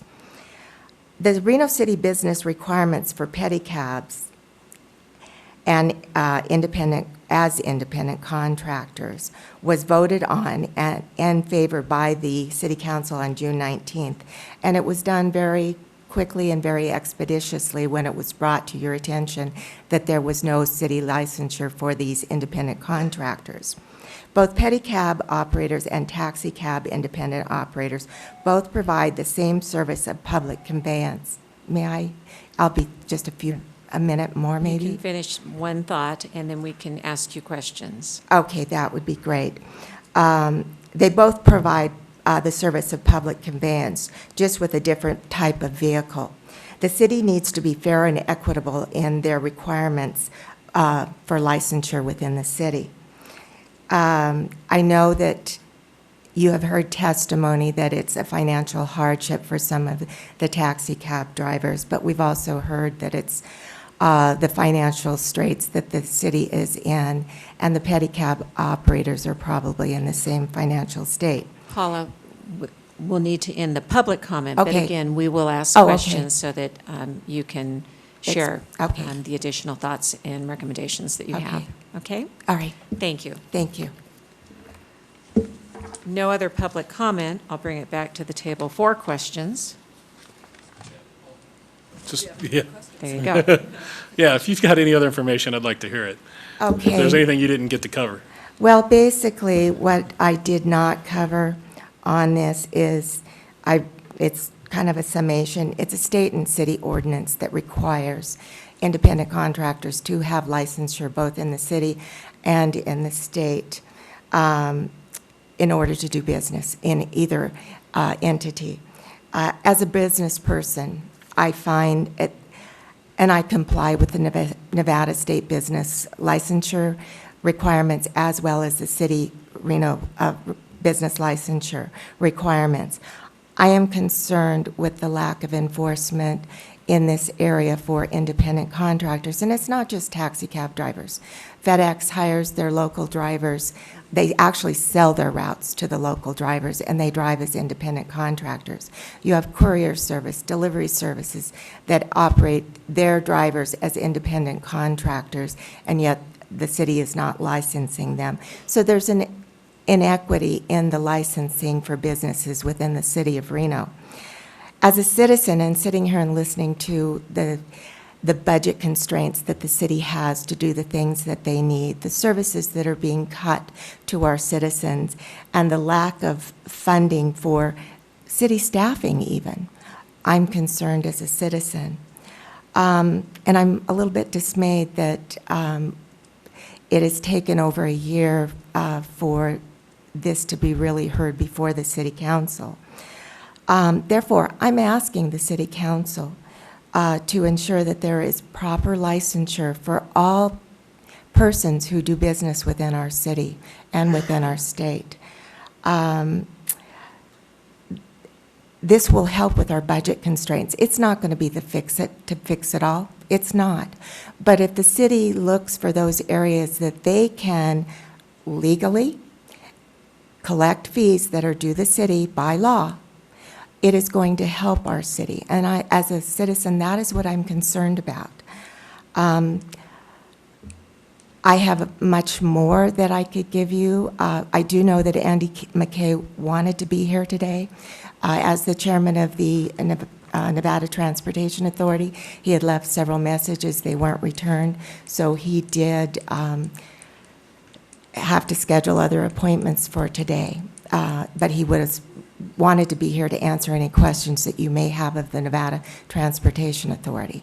Messages to whom, do you know? I believe he left it with Alex Woodley's office. I did forward him a copy of the staff report so that I had some questions on it that I felt that he would be of assistance. While he did say that there was some errors in the report, that nothing major, one of the things that on the slide for, let's see,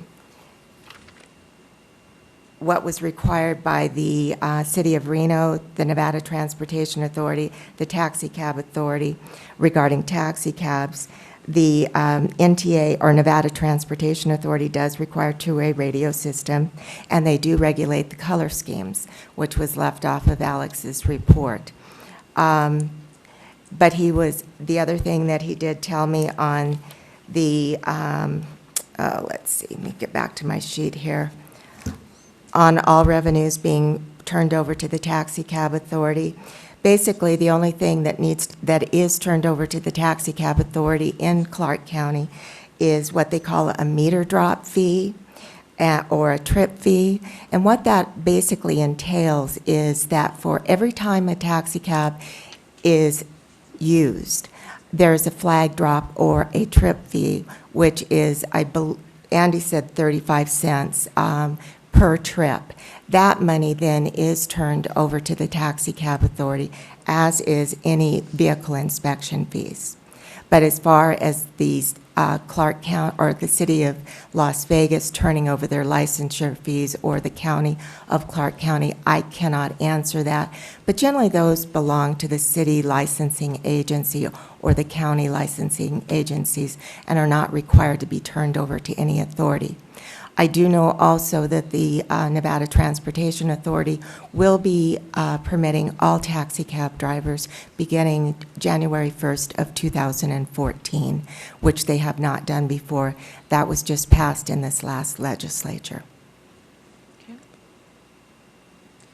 Thank you. I've got questions for staff. I didn't have anything else for Paula. Yep, absolutely.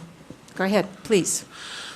I guess you're saying that we do not have the authority to require the independent contractors to have a business license. Is that Alex Woody for the record.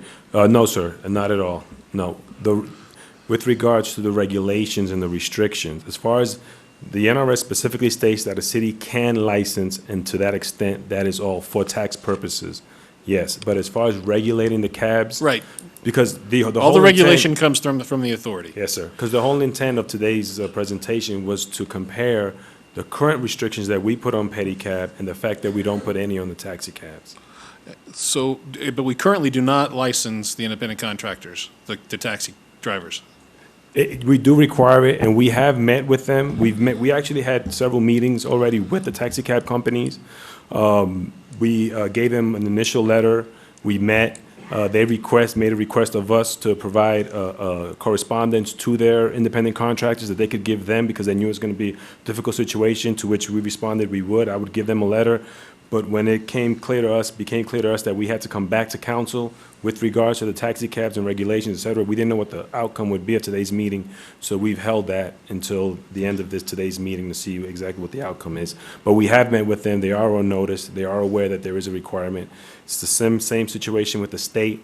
We have it with the independent, whether it's dancers, salons, and so on. Yeah, which just makes forth. sense. I mean, I think all independent contractors that do business in the city of Reno should have to have a business license, I would think. Exactly. One of the concerns that makes it a little problematic for us, just so you can understand, is that a lot of these types of businesses and employments, they come and go. They're very transient, so it's very hard to try to keep on top of them. So we try to do it from the approach of the business. Couldn't we put that on the business itself, that for them to have a driver, they have to have a business license in the city of Reno?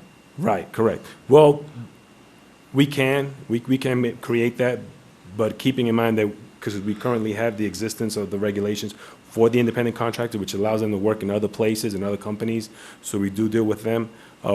We haven't gotten to a point where it's so bad that we can't get the enforcement, so it was brought to our attention. And But to me, that seems like an easy fix if you just had a requirement on the taxi cab licensee themselves that any independent contractors must produce a business license prior to becoming an independent contractor.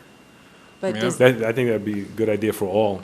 But does does that raise, though, then to regulating them under, what we aren't allowed to do and the Nevada Taxi Cab Authority gets to do, maybe? That's a good question. So I think maybe, I just think that, so that, I don't know.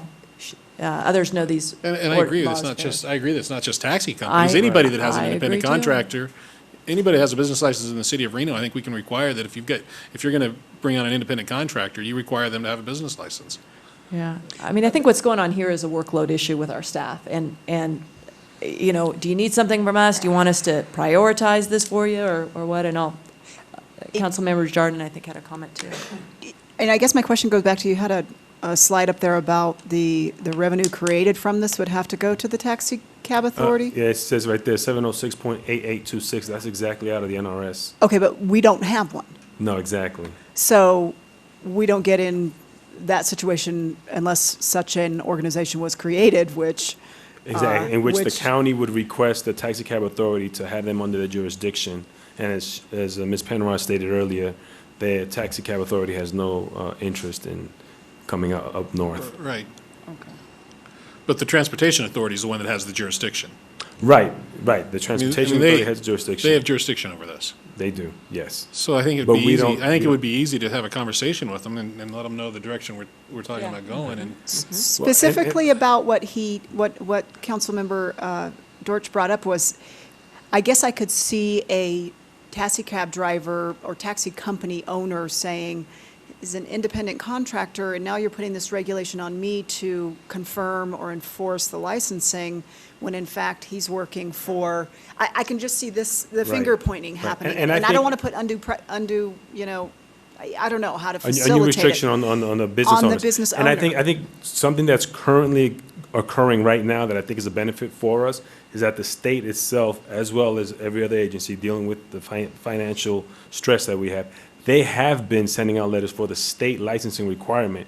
We have met with individuals from salons, the men's club type of, where they've actually received, the businesses have received letters from the state saying these individuals need to be licensed with the state because they haven't been. So I think with that's currently occurring right now with that stream, because we're seeing them, they're coming in to see us. Just today, we had a couple independent contractors that came in response to the letter from the state. We're pretty sure that the taxi cab companies as well are going to be receiving that because they're sending them out to all different businesses that have independent contractors. So maybe we should see how this plays out. Exactly, yes, sir. Well, I think this has been before the council for a year, and I think, I'm sensitive to workload issues, and if they should have their licenses, and there's only 3 taxi cab companies, right? And some of those drivers are employees anyway. I mean, that's a great privilege that our 3 taxi cab companies have, is they can choose if they want to have employees and get rid of that whole headache, if it works for their operation. In Clark County, they don't have that option. So I think, working with them, and I would be prepared to make a motion over, the next 3 months and come back to us and tell us how many people we've licensed, and then let's look at those other business areas also, too, the FedEx drivers or whoever. I don't want to pick on one company, but right. I think we have to be, the importance here is really equity across the board with all the different types of professions or occupations. And I know over the years you have worked with the dancers and worked with the hair salon, and maybe now, and particularly, the taxi cab riders, their place of business is our streets. So that's really raises to a level of, I think, public purpose interest to us. So I don't know, I'd make that motion maybe if you can prioritize it for the next 3 months and come back and let us know how you're doing. Yeah, I'd just like to hear from them. How do they believe it could best be facilitated without causing too much administrative? And we do have representatives of taxi cab company owners that are here today. Okay. If you'd like to hear from them. Is there anyone from, if you'll state your name for the record, and then once you've commented, if you'll fill out a form and give it to the clerk. Okay. My name's Frank Street with Reno Sparks Cab. Our drivers are regulated through the NTA and all that. They are required to have a drug test, to which they pay for $35. They're required to have a Reno and a Sparks permit, which does the fingerprinting, the background checks, all that. Each one of those is $45, somewhere in that area. They have to have a physical, which is another $45. The total cost of having a cab driver become a cab driver is approximately $170, right? To ask them to go and get another business license for Reno, for Sparks, for Washoe, for Nevada, there's another $300. These guys are not in here to be a career cab driver, not every one of them. Some of them are. For us to, and you to require them to go spend $400 to go get a job that they may keep until they find the real job because they lost theirs, when they're broke, you guys are going to end up with no cab drivers. I guess my question to you though is, why should I treat them any different than I treat anybody else that's doing business in the city of Reno? Why should I make an exception for them? I mean, I have to have a business license for my business. You have to have a business license for your business. Yes. Why would I treat them differently? I mean, I don't think that's, and it comes back to, I think what Councilwoman Breckus was saying is we need to make it fair and equitable across the board for everyone. I think it was, maybe you said that. So why would I just ignore our code and our regulations for that one industry? We're regulated by the NTA, and the TSA. I'm not talking about those regulations. I'm talking about strictly the cost of doing business in the city of Reno. They're not a business. They're contractors. Well, they are. If they're an independent contractor, they are, and independent. you do have the option of hiring them as an employee under your business license. You have that right. Mhm. But if they're going to be an independent contractor, then they are a sole proprietor. I mean, they're their own business. I have a couple of questions. If the business is headquartered in Reno, I'm assuming yours is in Yes. Reno? Would he be required, would his independent contractor drivers be required to have a business license? Any city you do business in. They do Any business entity in you do Sparks, business they do business in Washoe County, they do business everywhere. So, like a yeah, contractor. potentially, every one of them could come and start asking for money. I guess my question, though, is, and I understand these are low education, low skill jobs, and there's a barrier to entry, and you just said that's $170, and I understand that. Do they own their own cars? No. You own the cars? Yes. Okay. So $170, and add that, well, I guess the least city is Reno business is 60, and maybe that's doubled with the other jurisdictions. It's not the most tremendous barrier to entry in my mind for a business that is operating on our streets and has a very huge public safety component. The dancers, the hairstylists, not so much. But these folks, you say it's a very transient one, but maybe with a little higher barrier entry, the public's interest is protected a little bit more. That's my feeling. And you have the option to have them employees. It obviously doesn't work for your business model, but you know, in Clark County, you have no choice. So I'm inclined to continue on with, you know, that implementation of our code. As a public agency, we have to treat everyone in the same fashion.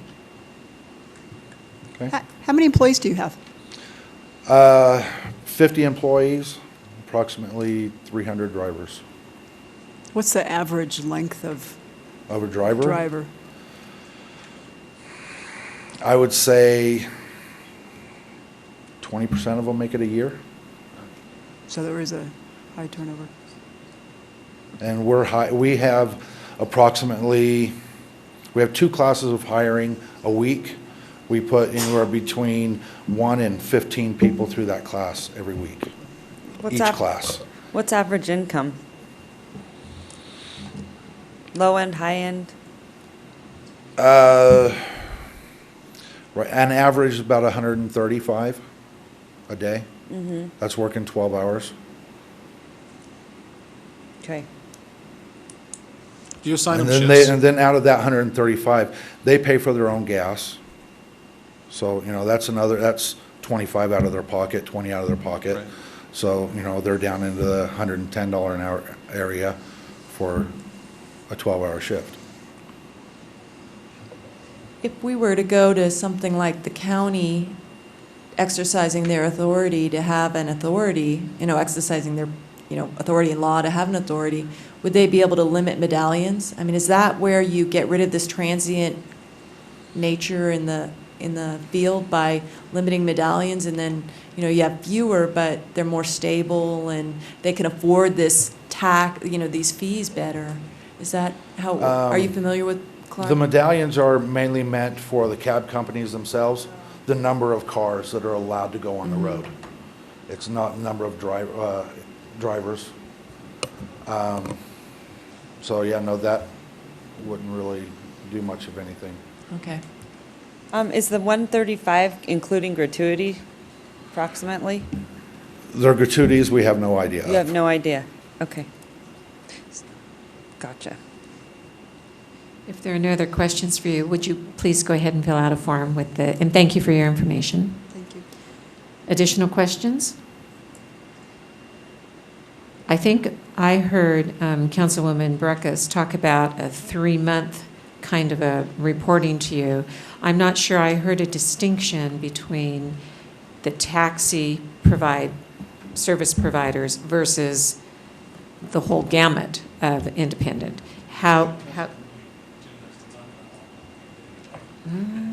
That's probably true. Okay. So that'll be a future agenda item potentially. And it sounds like they're moving in that direction anyway on all those others, so I think if we wanted to maybe just get a report back that would include everything in a couple months or a few months. I don't know what you think, Alex, as far as implementation on your end. I mean, is 90 days enough to get us a report back on how the process is going? Yes, sir, we can in 90 days. That sounds about right. And Alex, if you have or haven't already, people like the Mr. McCabe that was referenced by Ms. Penrod, and anyone else, if we know that you've had those discussions as well, if you'll bring that forward and share those considerations with us as well. Yes, ma'am. Okay. Anything else? So, unless you want to make a motion. Let's just make a motion that we get a report back on the progress and include all the things that we've talked about, hopefully, in that report within the next 90 days. Okay. Motion. Second. And a second. All in favor? Aye. Opposed? Motion carries unanimously. Thank you. Madam Vice Mayor, could I ask you if you can entertain a 10-minute break for us? Sure. We can take a 10-minute recess. We will return in 10 minutes.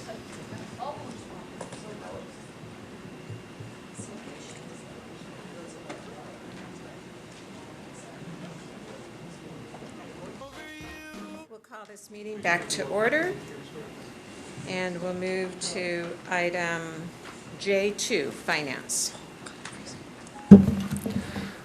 Good afternoon. Robert Chisel, Finance Director for the City of Reno. Before you today is a notice of deficiency in reserve funds for the City of Reno, Nevada sales tax increment bonds, the 2007A and the 2007B Cabela Star bonds. The sales tax revenues from the Cabela Star Bond District for the last 6 months ending June 30th were insufficient by approximately $279,000 to meet debt service payments. Bond ordinance requires disclosure to City Council. However, no other action is required by Council. And I'd point out that this is not considered a default. This is per Nevada revised statutes and the bond ordinance, just a simple disclosure to Council. Thank you. Any questions? So, Mr. Chisel, these bonds, are they held by Cabela's? It is believed that part of them are held by Cabela's, but there was a deal with the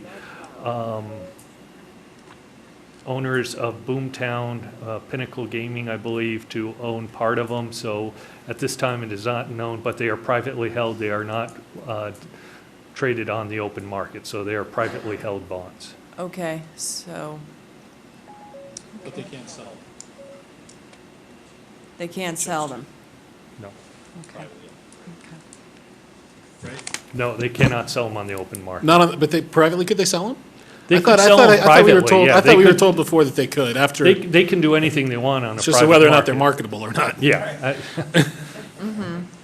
Okay. But at the last time we checked, we believed part of them were owned by Pinnacle and part of them by Cabela's. We are not aware of the current standing of them. Is there a termination date on these? Or is it just essentially when all the bonds are paid out? When the bonds are paid out, it is terminated. Okay, thank you. Any other comments? Hold on. I thought they did too. Yeah, just for Yeah. clarification, for the record, John Shipman, Deputy City Attorney. The period of the TID is 20 years. Okay. So we're approximately, we passed that in, I think, in 2009-ish or something. It was 2007, wasn't it? 2007, so like 2027 would be the termination of those bonds. Okay, whereas some other debt that we have, it just gets pushed out until the principal's paid. Yeah. That's the trench, whereas. The retract would be an example, yeah. Okay, okay, so that can go out, I mean, that's looking at big numbers, but this one has a set, if it's not paid, it's just done, right? And, okay. Any other comments or questions? Motion? Move to accept the report. We have a motion and a second. All in favor? Aye. Opposed? Motion carries unanimously. Public Works, J3. You are back. Thanks, Steve. Steve Hardesty, Public Works. At the previous council meeting, it was requested that staff do a clarification on the leasing and sales process. With the very enormous help from City Attorney's Office, Tracy put together a report to council, and we're here to answer any questions that you might have. Questions? Yeah, I appreciate this. I think I will keep this in my council book as a reference point because this comes up a lot, and I think this is useful. I guess what I was looking for also a little bit, maybe didn't make myself clear, was do we have any policies on sale of property? I know before we came on, there was an inventory done, that real estate inventory, and I've read that, and it's more of a characterization of our holdings. Then we also have the retract properties, and there's a book characterizing those. But do we have any policies related to what when we think about selling, or what? Do you, Tracy anything? Chase, Reno City Attorney's Office. I can help you a little bit with that, council member. The City of Reno, when you own property in your proprietary capacity, the council has not established certain policies. The council in the past has sought reports and suggestions from consultants, and you've mentioned a few of those. So there is no policy itself. What we have created through the city is RMC Title 15, which dovetails into state law. But as a specific policy, as when you look at a sale of property, that is pretty much up to this council and the management of the city. If the city manager determined there was a property that is no longer used at the city, he could come to city council and get your request on what to do with that. And likewise, you could request them to bring a staff report forward on, where the properties are and what the suggestions are to do with it. So there is no exact policy in place, council member. Well, thank you for that. And I have a little experience in the cities I've worked for with adopted policies related to the disposal of surplus property. And it provides a little bit of guidance within flexibility. And, I will be, I know we're not agendized for this, but, and of course, there's components, redevelopment, non-redevelopment, but I think when we get down to council and mayor's item, I would maybe put a proposal on that we consider thinking of some rather broad properties or broad guidelines to think about and contemplate the sale of property, whether or not we want to do it. And this is a typical way that cities do it, is when they're short on cash. But also when someone comes forward to us, we have some template to look at it rather than an ad hoc basis. So I think there's some good city examples. It's a very common kind of policy area that cities have. So I'll suggest that later. Thanks. Anything else for Steve? We have a motion and a second. All in favor? Aye. Opposed? Motion carries unanimously. J4, the lease of the 16th floor. Steve Hardesty, Public Works. Before you is the resolution to the best interest of the city to lease the 16th floor and to go into negotiations with a potential leasee. This would be the first step on that, and council direction would be required for us to be able to do that. This would be under NRS 268.04, which was just recently adopted by the legislature, which would allow us to forego open bidding and everything else for any properties that are under 25,000 square feet. There's additional limits on that where the first lease agreement would be for 3 years, and it cannot go for longer than 5 years with that, under that current agreement. So what we're here for is just to get your permission to go into negotiations with Advanced Refining Concepts, LLC, and that would be for the 6,600 square feet on the 16th floor. Thank you. Discussion? Motion? Motion and a second. All in favor? Aye. Opposed? Motion carries unanimously. Thank you. Oh, we still Res- got- Yeah. Resolution? Resolution number 7889, resolution of of Reno City Council declaring that it is in the best interest of the city to lease the 16th floor of City Hall located at 1 East First Street, Reno, Nevada, without offering the property to the public pursuant to NRS 268.064 and other matters properly relating thereto.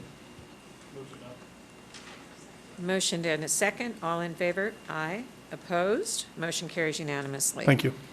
Thanks, Steve. J5. Right afternoon, Kurt Dietrich, Associate Civil Engineer, Public Works. Just like to give an update on the parking management system request for proposals. On July 25th, the city advertised the parking management system, which includes 898 on-street metered parking spaces and 142 off-street metered parking spaces for our city parking lots. We also included some alternate options as well, which includes 243 censored time-limited spaces for the Midtown District, as well as 619 censored time-limited parking spaces for downtown. The period for the vendor proposed questions just closed this Monday, and the city is to post responses on Friday. And finally, the proposals are due August 22nd of this year. Staff is available for any questions and also welcome any council direction to modify the RFP through the addendum process. Questions or discussion?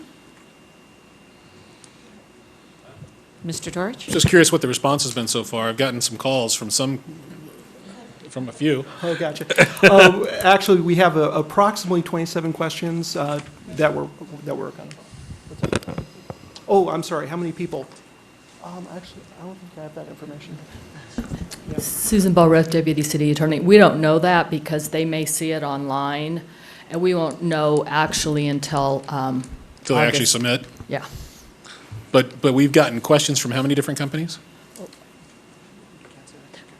I do not know how many. Okay. We just know how many questions. We don't know who they're from. Okay.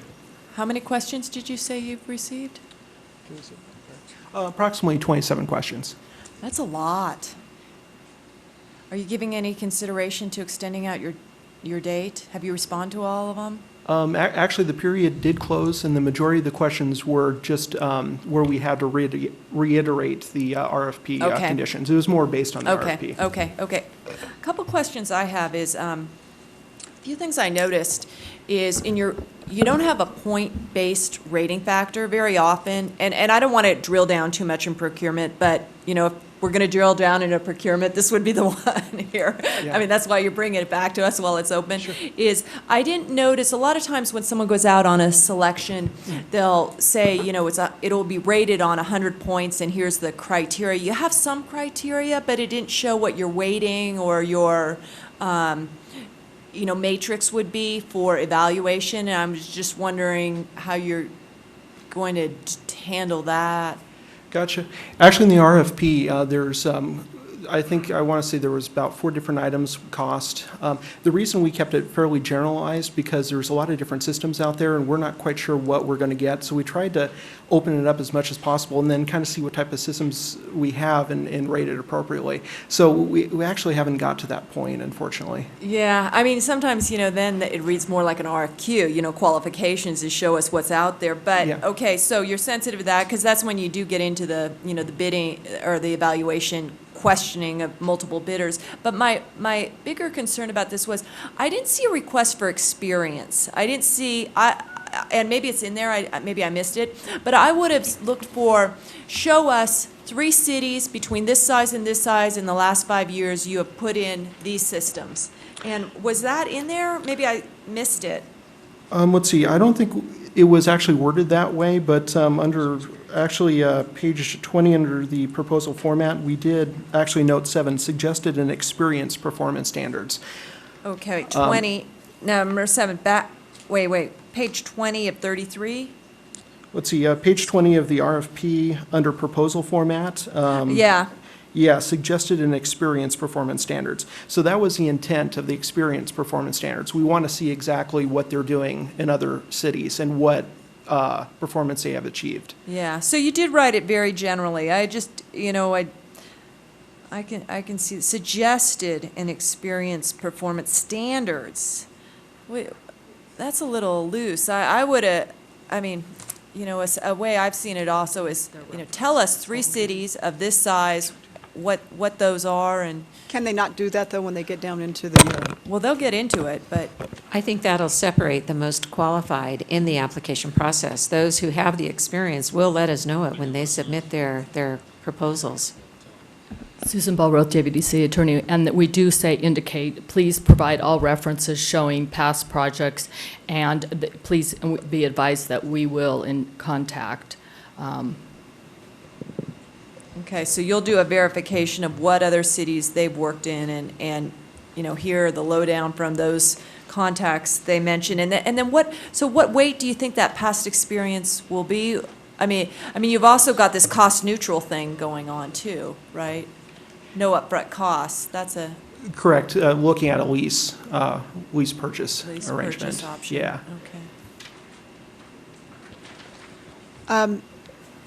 We haven't set any specific deadline for consideration of a new parking system yet? In other words, once you go through this process and you've narrowed it down to the top 4 or 5, what's the steps then? I mean, what's the timeline and the steps that you have proposed? Gotcha. Actually, in the RFP, we still have that to be determined. We just have the closing date, I want to say the August 22nd, but we haven't beyond there. Actually, probably the next step is to see what type of proposals we have and then arrange how we want to actually rank them and then bring forth the council. And the reason I bring that up is not to put the heat on and the pressure on. We want to make sure we're doing this, you know, correctly and the whole thing. And let me give you some basis for beyond wanting to do this thoroughly is, obviously, we're getting out of our special events season. There's not quite as much need for parking. The volume's not quite as high, but also just to give some statistical information, since the metered parking meters have gone back in, I got confirmation, and correct me if I'm wrong, that we have had no complaints about the coin meters, and we've also received no complaints about the area in which there is no, whether it be metered or the kiosk being removed. So I feel like that's additional confirmation that we need to and should take our time on this. Susan Ballroth, Deputy City Attorney. Depending on how it all goes, the earliest it would be coming back before this governing body would be the 25th of September. And it's because of when we your break, you meet on the 4th, and then you don't meet till the 25th. Do you think on the 28th of this month, after it closes, you could come back, tell us how many bidders you have, and, you know, if you've ruled out any as non-responsive, maybe, so we can just keep tabs on it, or? Susan Ballroth, Deputy City Attorney. I don't know if they'll be done with their evaluation, but I think we maybe in the form of a memo, if that would be acceptable, we could at least give you an update. Yeah. Okay. Further discussion? All right.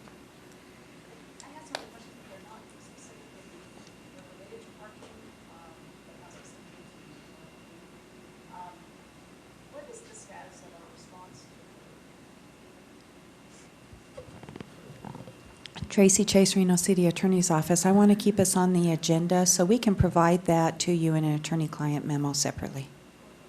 I have one additional question. The evaluation team, who is on it? And I don't mean to micromanage, I'm just trying to figure out if we felt the need to bring in some expertise from outside of our city. And I know you had a consultant who you've been relying upon. Susan Ballroth, Deputy City Attorney. Yes, our consultant, Julie Dixon, will be on the selection committee. Have you given any thought to asking someone maybe from Truckee or Carson, another jurisdiction, just for a different set of eyes? Sometimes you all are so deep in this that it's good to have another set of eyes. I don't know. Consider. Questions? All right. Cadence? If I may, Assistant City Manager Cadence Matievich, Councilwoman Breckus, to your question, at this point, I don't believe that is something that has been contemplated, and I would want to clarify, is that, you know, through your question, our answer would be not as to this time. If that is something that you specifically are wishing as the body, the majority of you wish to have us do that, this would be a good time to let us know that. I don't feel like providing that specific direction unless anyone else does. I just, I've been through a number of these, and sometimes a good set of eyes from outside, but I know all of you have a lot of experience bidding and evaluating too. Okay, I just wanted to be And- clear that and the that wasn't experts, specific, the that was a consultant that you question and not hired. direction. Yeah. So leave it as is? Is that what we're, with the hired consultant? Yeah, Okay. I don't think we need action on that since we didn't change anything. We've already covered J6, J7.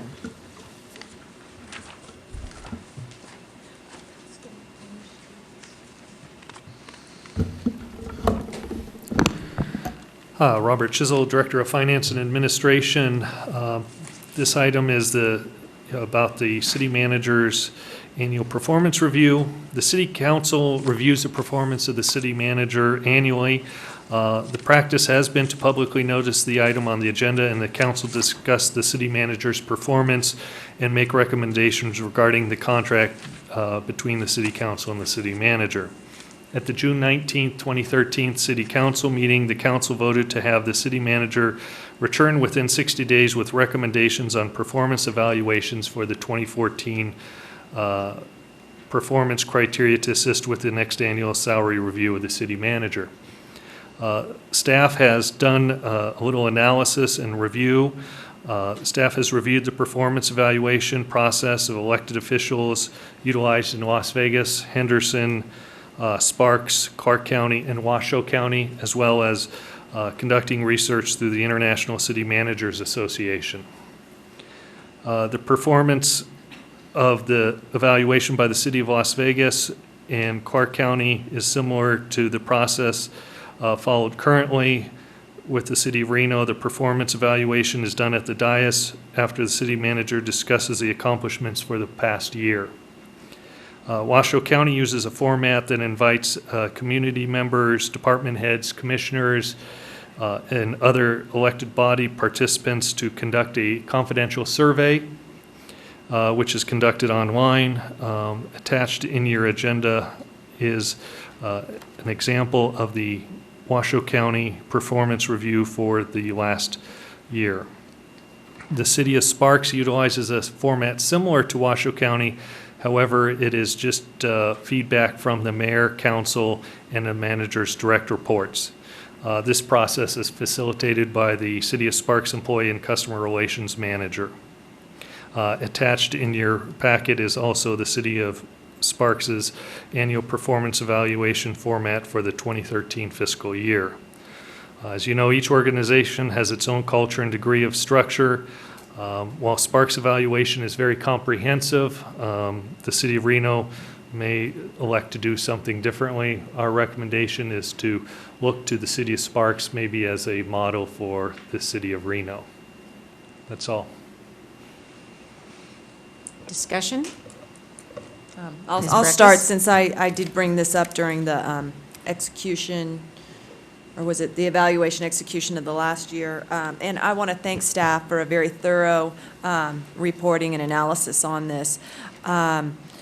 I think I would concur in large parts with the recommendation. I see the value that, like Washoe County does, in bringing in outside and others, but I would say for us at this point, going towards a more formal structure, let's maybe do it internally, as our first step, and begin it in that structured format among those of us who sit on the body in terms of being the evaluators. And then a next jump is thinking about maybe a more involved process of direct reports or the at-large. And I just mean in terms of having sat through last year's evaluation, which was very ad hoc, baby steps.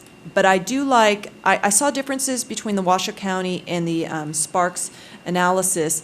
It looked like Sparks was very heavy, or Washoe County maybe was, on what's implementation of the strategic plan. It seemed like the evaluation was where we're on the strategic plan, and it looks like Sparks had more on some sort of management components. I'd like a hybrid, one where maybe the one half of it is implementation of the strategic plan. And then another half of it is on some of these areas that are called up in sparks, like communication, leadership, management. I actually was going to throw in innovation there because I think, we need to, I think innovation is very important, key quality for a city manager in these new times. But so I guess my point to the body would be to do it internally as the council on a reviewing, but the criteria would be on implementation of the strategic plan and maybe 4 or 5 key management areas that we agree upon. I think Sparks had maybe like 10 or 12, and I don't know if we want to go that deep, but maybe 5 that we do identify and have staff return with some language so it's a little more known. I like that Sparks had communication. I'll give an example. Let me say actually leadership. And then under that, there are 1, 2, 3, 4, 5, 6, 7, 8, 9 kind of bullet points. I don't know if I'd do leadership. I'd maybe do it as a 3 or 4 sentences. Demonstrates leadership. To those under the direct supervision. Leadership as a community presence is something like that. And so communication, management, innovation. I was thinking maybe even trust, because trust is so important. It comes off a little suspicious, and that's not where I mean to go. Having read the EDON contract, it looked like it was written in a somewhat suspicious point of time, and I don't want to see a document that's like that, but I know that that's key. So anyway, I just wanted to start the conversation with my thoughts. Additional? Ms. Jordan. Thank you. Having spent 20 years in HR, I have a little bit of experience with performance evaluations. My comments would just be this. Shorter is always better. The more questions you put in them, the less legitimate response you get. And don't ever use a numeric system. Your 5 is different than your 5 than your 5. So I like the system of doesn't meet expectation, meets expectation, exceeds. I think that's helpful to a degree, but truly the value of performance evaluations come in the comments. Andrew is not making widgets. We can't on some things measure his performance in an analytical manner, but primarily it's much more subjective and feedback driven. So I don't want to see, I wasn't sure if you were just suggesting just the council, but I would think certainly from a supervisory level, because as you have emphasized, Andrew, on numerous occasions, you are one part of a team. I would like feedback from your team on your performance. So that's my only thing is stay away from numbers. Comments should be emphasized heavily in performance evaluations. And just don't get too specific because people either won't respond or you won't get valuable feedback. Mr. Dorich?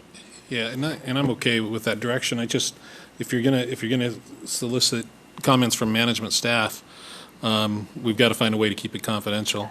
And you've got to, I know at the RCBA we just started using SurveyMonkey, I think is what it's called.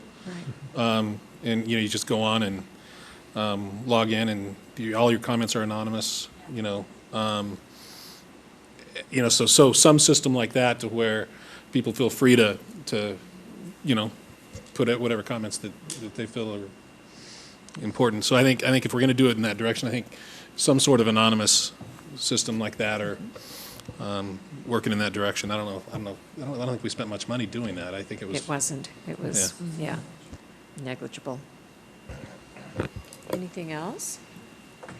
Well, I think So do we have consensus that it is this elected body as well as the management team? And how far down? Is it your direct reports? Do we need to be that specific? I think it should be, if we incline to go this way, and I'm okay with that, I think it should be the management team and the department heads who fall out of that. So that's what it is. And I again, I understand your comment, and I agree with you on the numerical scoring and all. But I just want to get back to, what is the template of evaluation? And I would, again, reiterate my points. It is implementation of the council's strategic plan over the last 12 years. And, I'll read what Sparks has, and this gets back to your point of too many, but they have communication skills, interpersonal skills / relationships, leadership, planning, management / staff. So they have 1, 2, 3, 4, 5, and I guess I kind of copied those a little bit too. Do we want to go with these Sparks ones? Does that look good? Because I think we need to be very specific on our staff, on our direction, because obviously this is about Andrew and he's not going to be directing folks about this. So do you all want to come up and agree the 5 bullet heads? Well, or here's what I recommend, because I think the questions that you're getting at with regards to carrying out strategic plan objectives can only, or to our perception, can only be evaluated by us. So those questions shouldn't be asked maybe of some of the department heads. So certainly what I used to do was, I hate to, and it's really not that difficult. I think we're making it more difficult than it needs to be, is there was like 2 or 3 different forms that were molded to fit the audience in which the reviews were coming from. So in other words, the set of questions for some of the department heads may be 2-sided, one page long. The one for the ones that he works with directly might have 5 more questions, and then the one for us could have a few more, and the ones that don't apply to us are obviously removed or not applicable or whatever. So I think you do have to specify on the evaluation who you're wanting the response from, and clarify that don't just give a response. It's not a test. You're not going to fail if you leave something blank. I want valuable feedback, not just feedback. Okay. Does that make sense? And I can sit down, like I said, I did these for 100-something people for years, so I still have some of those templates. And I think we want to put that to our benefit. I think a good suggestion would be to have the 2 of you, Ms. Breckus and Ms. Jardin, work with staff and define what those questions are and at which level the questions are administered. Yeah. And I think we need to, obviously we have till June, but for Mr. Klinger's benefit, he's got 6 months. By the end, the goal should be that at the end of the year, he knows how it's going to, and I think we had something in the contract that, or there was discussion captured in the minutes, he would know what these are. So if, with his agreement, we'll bring these back and agree upon it by the So we fourth have quarter. the 2 of you agree that you'll work with staff? Absolutely. Terrific. And bring it back, in a month? First meeting in September? By the end of the quarter. Or the And second meeting in September? Second meeting. would Second probably be meeting in more. September. Okay. Terrific. Thank you. Good job, you guys. All right. Boards and commission appointments. That first one is actually mine. I move that we reappoint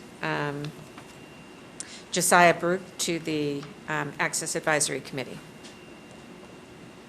Can we have a second? Second. All in favor? Aye. Opposed? Motion carries unanimously. Seniors. Or, excuse me, I passed over arts and culture.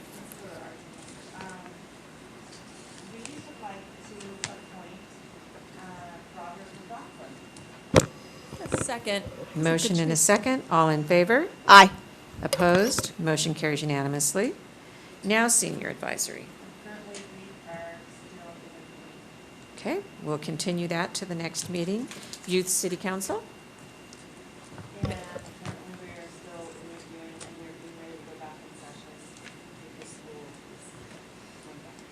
So we'll continue that one as well.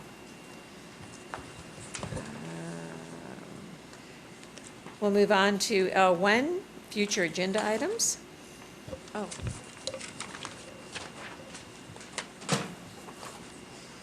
Anybody have anything?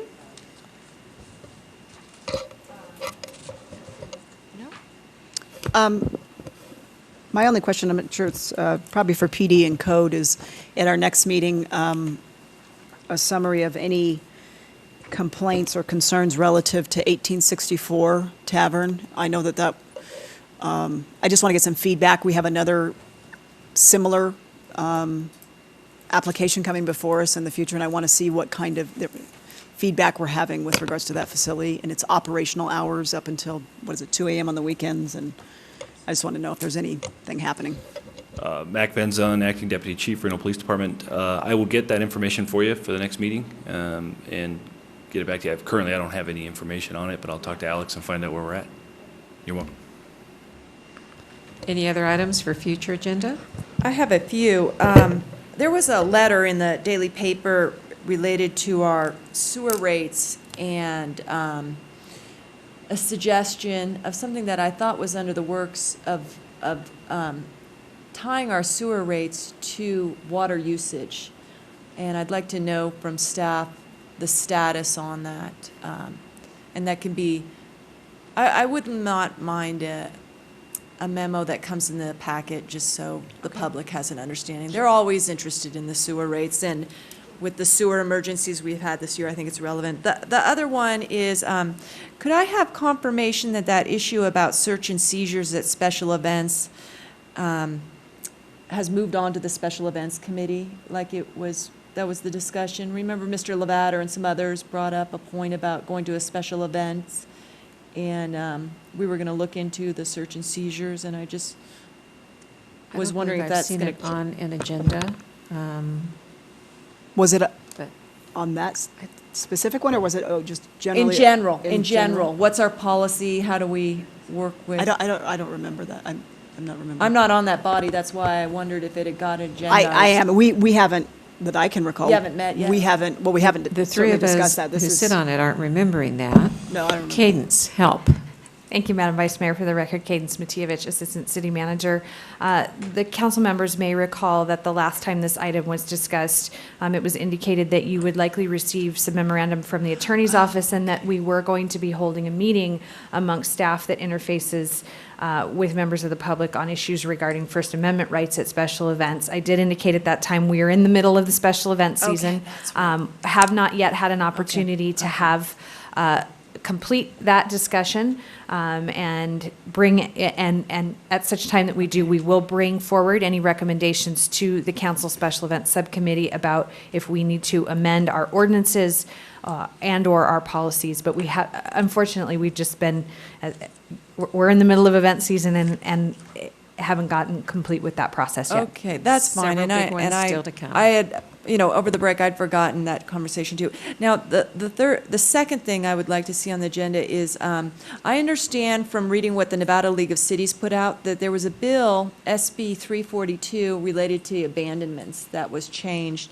I'd like a briefing on that bill. It may not be very material, but I'd also like a briefing and a discussion on what are our policies related to abandonment. When a street comes up here and someone wants it, we're kind of like, yeah, I don't think there's any policy. Sounds like a good idea to me. But it's like the other one I'll mention is sale of property. At one time, abandonments went to the Planning Commission, so there was more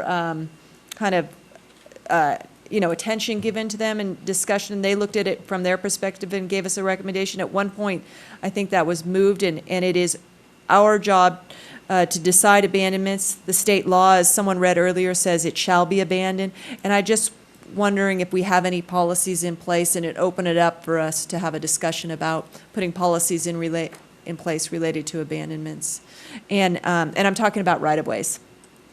Right-of-way and city easement abandonments. And then the third thing, as I mentioned earlier, was contemplation of a policy related to the sale of city-owned property. And I'm not so sure that at one point in time this city did not have policies related to the sale of property. They had a long-term property manager who retired around 2004, and there might be some staff who knows there were some other policies in place. Anybody else? I'm sorry, if that could come with a recommendation from staff on suggested policies related to the disposal of property, and if that doesn't come till October, that's fine. Thank you. Okay, seeing none, we'll move on to liaison reports. Does anybody have anything?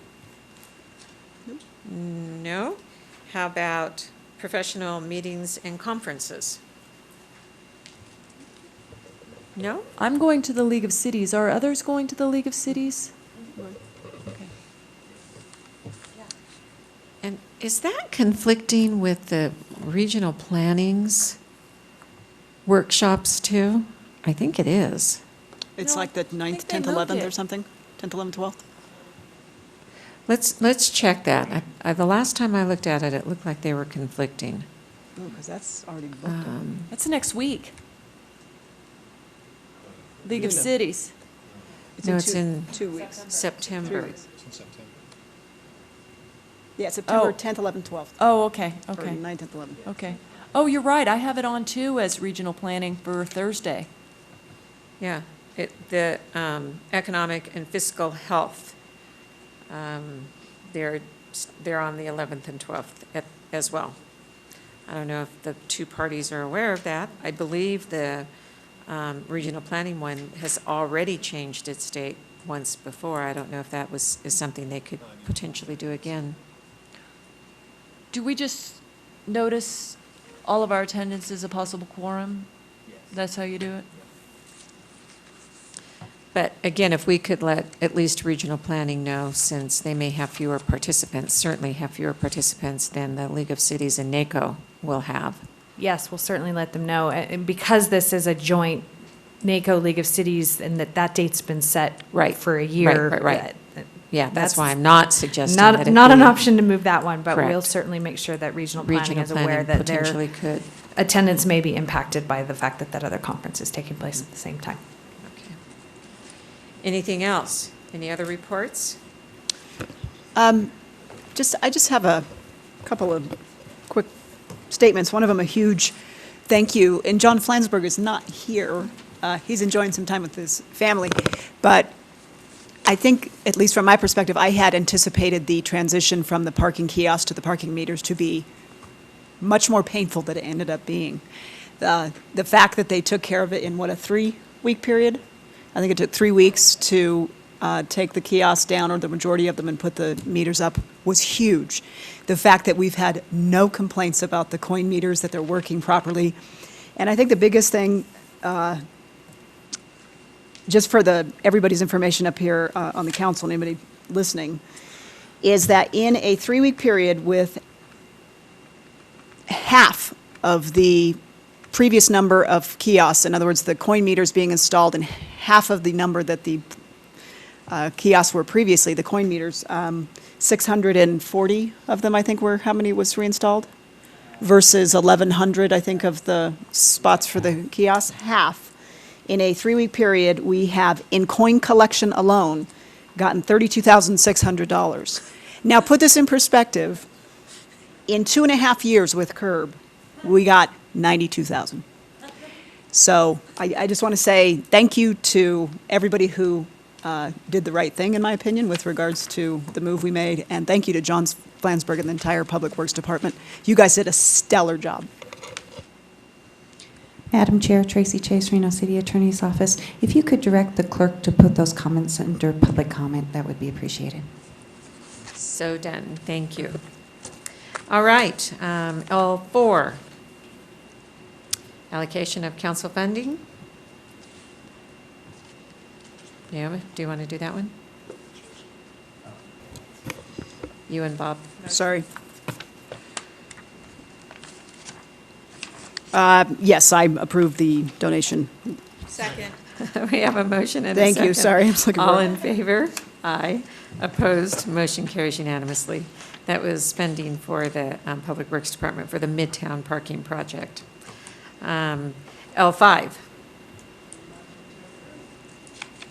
We have a motion and a second. All in favor? Aye. Opposed? Aye. Motion carries unanimously. $5,000 going to the Senior Citizens Advisory Committee.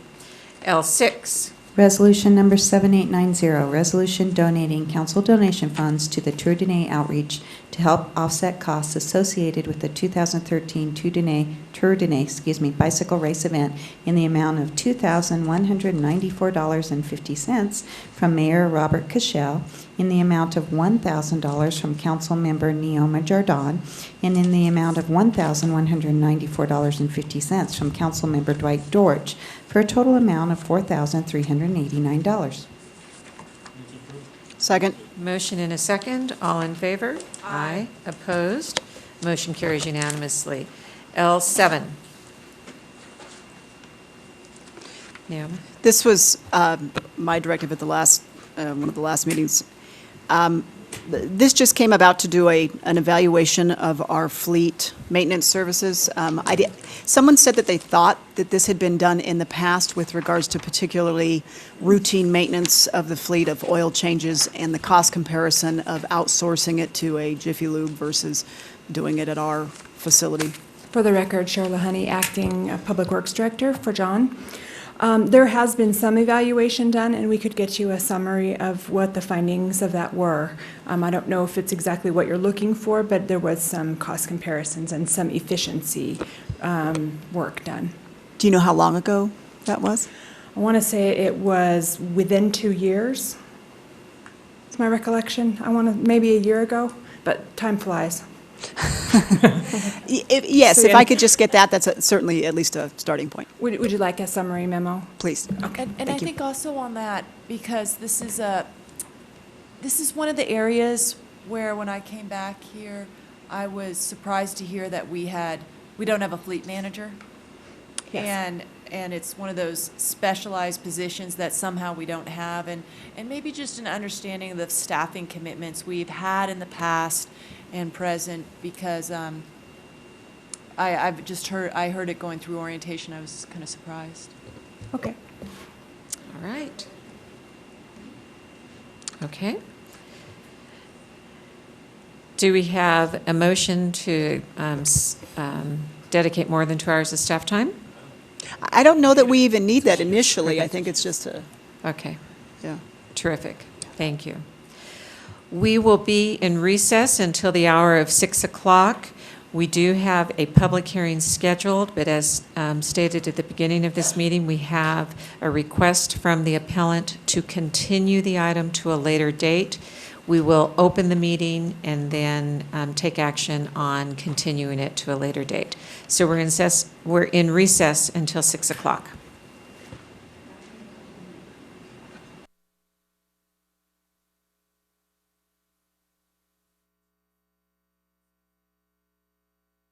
We have a public hearing scheduled for this evening, beginning at 6, for the Gaslight Lane special use permit for the parcel map, and we have received a request from the appellant to continue this item to a future date. That date will be determined tonight. If there is anyone who would not be able to attend that meeting, we would encourage you to speak tonight if you cannot attend the meeting, or if you think there's something that we still need to hear from you this evening, even though it has been requested to continue it and take no action this evening, we can certainly hear your comments as well. I don't have any special or request forms, but we'll officially open the public hearing. Madam Secretary? Yes, for the record, proper notice was given, and we did receive the letters requesting the hearing be continued. Okay. And do we have any requests to speak forms? I have one gentleman who's in opposition but does not wish to speak. Okay. If you'd like to speak, yes. You can come up, ma'am, you can come up and speak and identify yourself when you arrive, and then you can fill it out. My name is Valerie Bishop. Oh, yeah, just 1 minute. We have a statement. Thank you. Yeah, I just got to read this disclosure for the record. I'm providing the following disclosure of a potential conflict of interest. I own property subject to the University Ridge Homeowners Association, and I, like other homeowners, pay uniform assessments to the HOA. I am not a member of the board of the HOA, and I do not make any decisions relating to HOA operations. My membership in the HOA is not voluntary, since it is an obligation running with the land to the current property owner.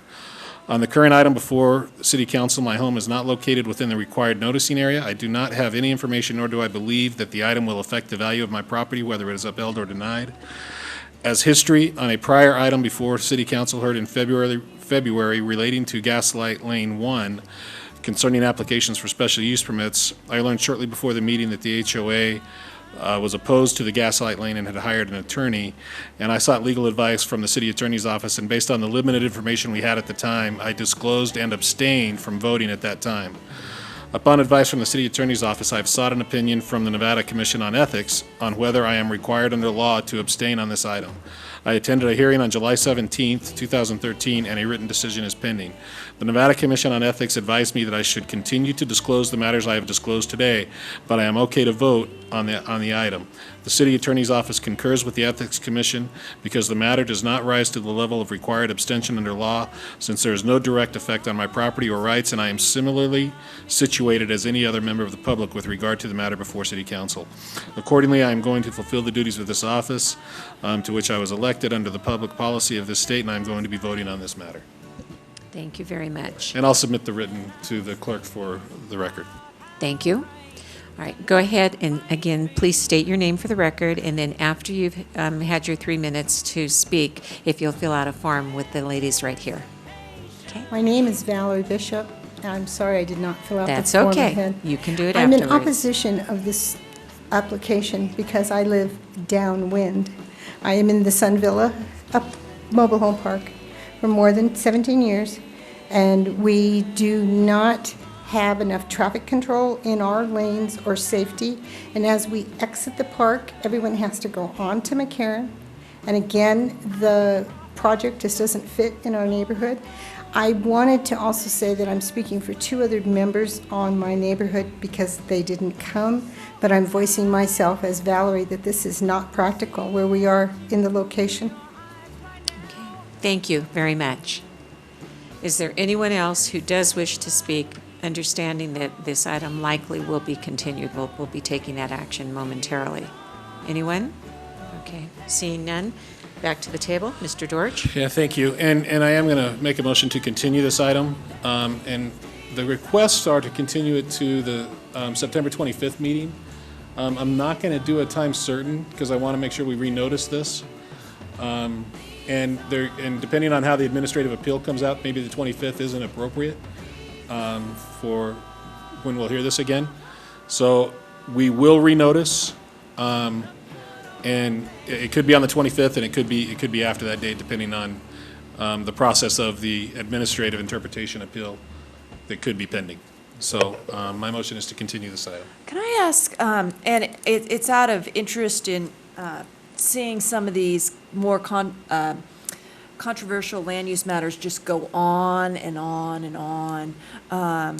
But I know this is a different, a unique situation that we haven't seen before. Why September 25th when we have that meeting on the 4th and we have the meeting on the 28th? Is there some appeal period running, or what's going on? I mean, because 4th and the 28th. Wait. Well, I guess my question is, they had an administrative hearing yesterday, correct, Mr. Turnier? Fred Turnier, Community Development Director. Yes, we did have a hearing yesterday for the administrative interpretation that stated that a special use permit is not required with the parcel map. Yesterday, the hearing officer upheld staff's administrative interpretation, but that doesn't end that administrative appeal process, because we're still in an appeal process right now of the hearing officer. And so the next step would be that if that decision of the hearing officer is appealed, it would go to City Council. And from City Council, the petition for judicial review is open also. And so when we try to project out when you would be able to hear this, because the decision of the hearing officer and administrative interpretation will have bearing on this. Right now it's a little difficult because we're still in that appeal process. under the administrative interpretation. And so that's why staff did put a recommendation for September 25th. But after further discussion, it's probably better to continue it indefinitely and renotice when that appeal process has been exhausted. Well, I mean, what is isn't it just 5 days on a hearing officer's appeal to city council, or 10? I mean, it's very, very short. It's not 30 days. It's 10 days. It's 10 days. So in theory, that period runs then to what? The 23rd? Claudia Hansen, Planning and Engineering Manager. It would be August 23rd would be the end, and then it goes to the next regularly scheduled council meeting, which would be the 25th, because we wouldn't have enough time to get to the 4th. Wait. If it goes to the 23rd, the next regular scheduled council meeting is the 28th of August. So we would have missed noticing. Yeah, so. And we've missed noticing for the 4th as well, I believe. How would you have missed noticing for the 4th? Next scheduled meeting. September 8, 4th. 9, 10. It would be, the 4th would be the 10th day for setting out notices. Excuse me, and there's a holiday in there. And there's a holiday, that's true, then the 2nd is a holiday. So Okay. actually, that would be 9 days, you need 10 days after the end of the appeal period. Okay, so if the appeal day ends the 22nd, or the 23rd, you wouldn't have 10 days to get it, okay, so it is, that's how you calculated that. Yeah, September 25th would be the next Okay. available one, if you include notice, because it's the appeal And that's- period, next scheduled meeting, and then noticing time. And that's why I talked to Fred about us not doing a time certain on this item, because we might, until this administrative interpretation is completely resolved, I don't think it's appropriate for us to consider the special use permit, because the interpretation that's on the table today that was upheld by the Yeah. administrative officer yesterday says there is no need for a special use permit. Yeah. So there's, we've got to get that issue completely resolved before we can hear this item.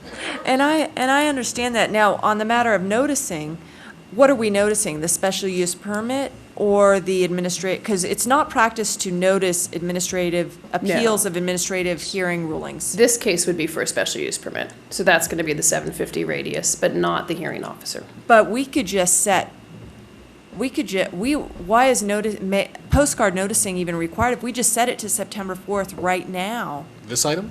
This item, But because. this item's not going to, the administrative interpretation won't be resolved by September 4th. But the administrative interpretation doesn't require any noticing. It gets set on the next regular one. All we're talking about today is the special use permit. No, I understand. And the administrative interpretation determines whether they need the special use permit or not. And we would take that on the 4th, or the we take that on the 25th as well? The earliest that can go would be the 4th. 25th, because of the noticing. No, the administrative interpretation noticed. doesn't not need to be noticed. If that period runs on the 23rd, that could be on the agenda on the 4th. Mr. Manager. For the record, Bill Thomas, Assistant City Manager. I believe what's missing is that the attorney for the homeowners, I think, was asking it be postponed towards the end of September, so.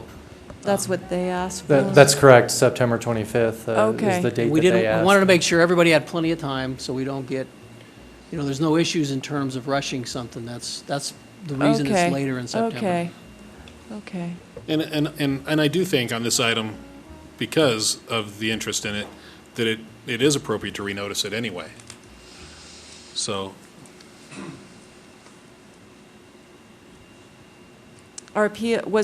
Do notices go out for appeals? SUP appeals? Postcard notices? Was An this appeal to a hearing? special use permit is noticed with postcards, Okay, yes. so it's a second notice. Yeah. So we would be doing a third notice on this meeting. Correct, A postcards third went out for postcard- tonight, a third and they would go postcard again notice. whenever this is heard. Okay, I understand. I just, after seeing University Farms hang out for 2 years, I think that I want to be watchful of that things are moving forward in a timely manner. Are there any other questions, comments? Was that a motion? Yeah, Did you motion put that in that? continued. Okay. And we're leaving it open for the reasons discussed. right, absolutely. Okay. We have a motion and a second. All in favor? Aye. Opposed? Motion carries unanimously. Item N, public comment. I have none. We are adjourned. Thank you.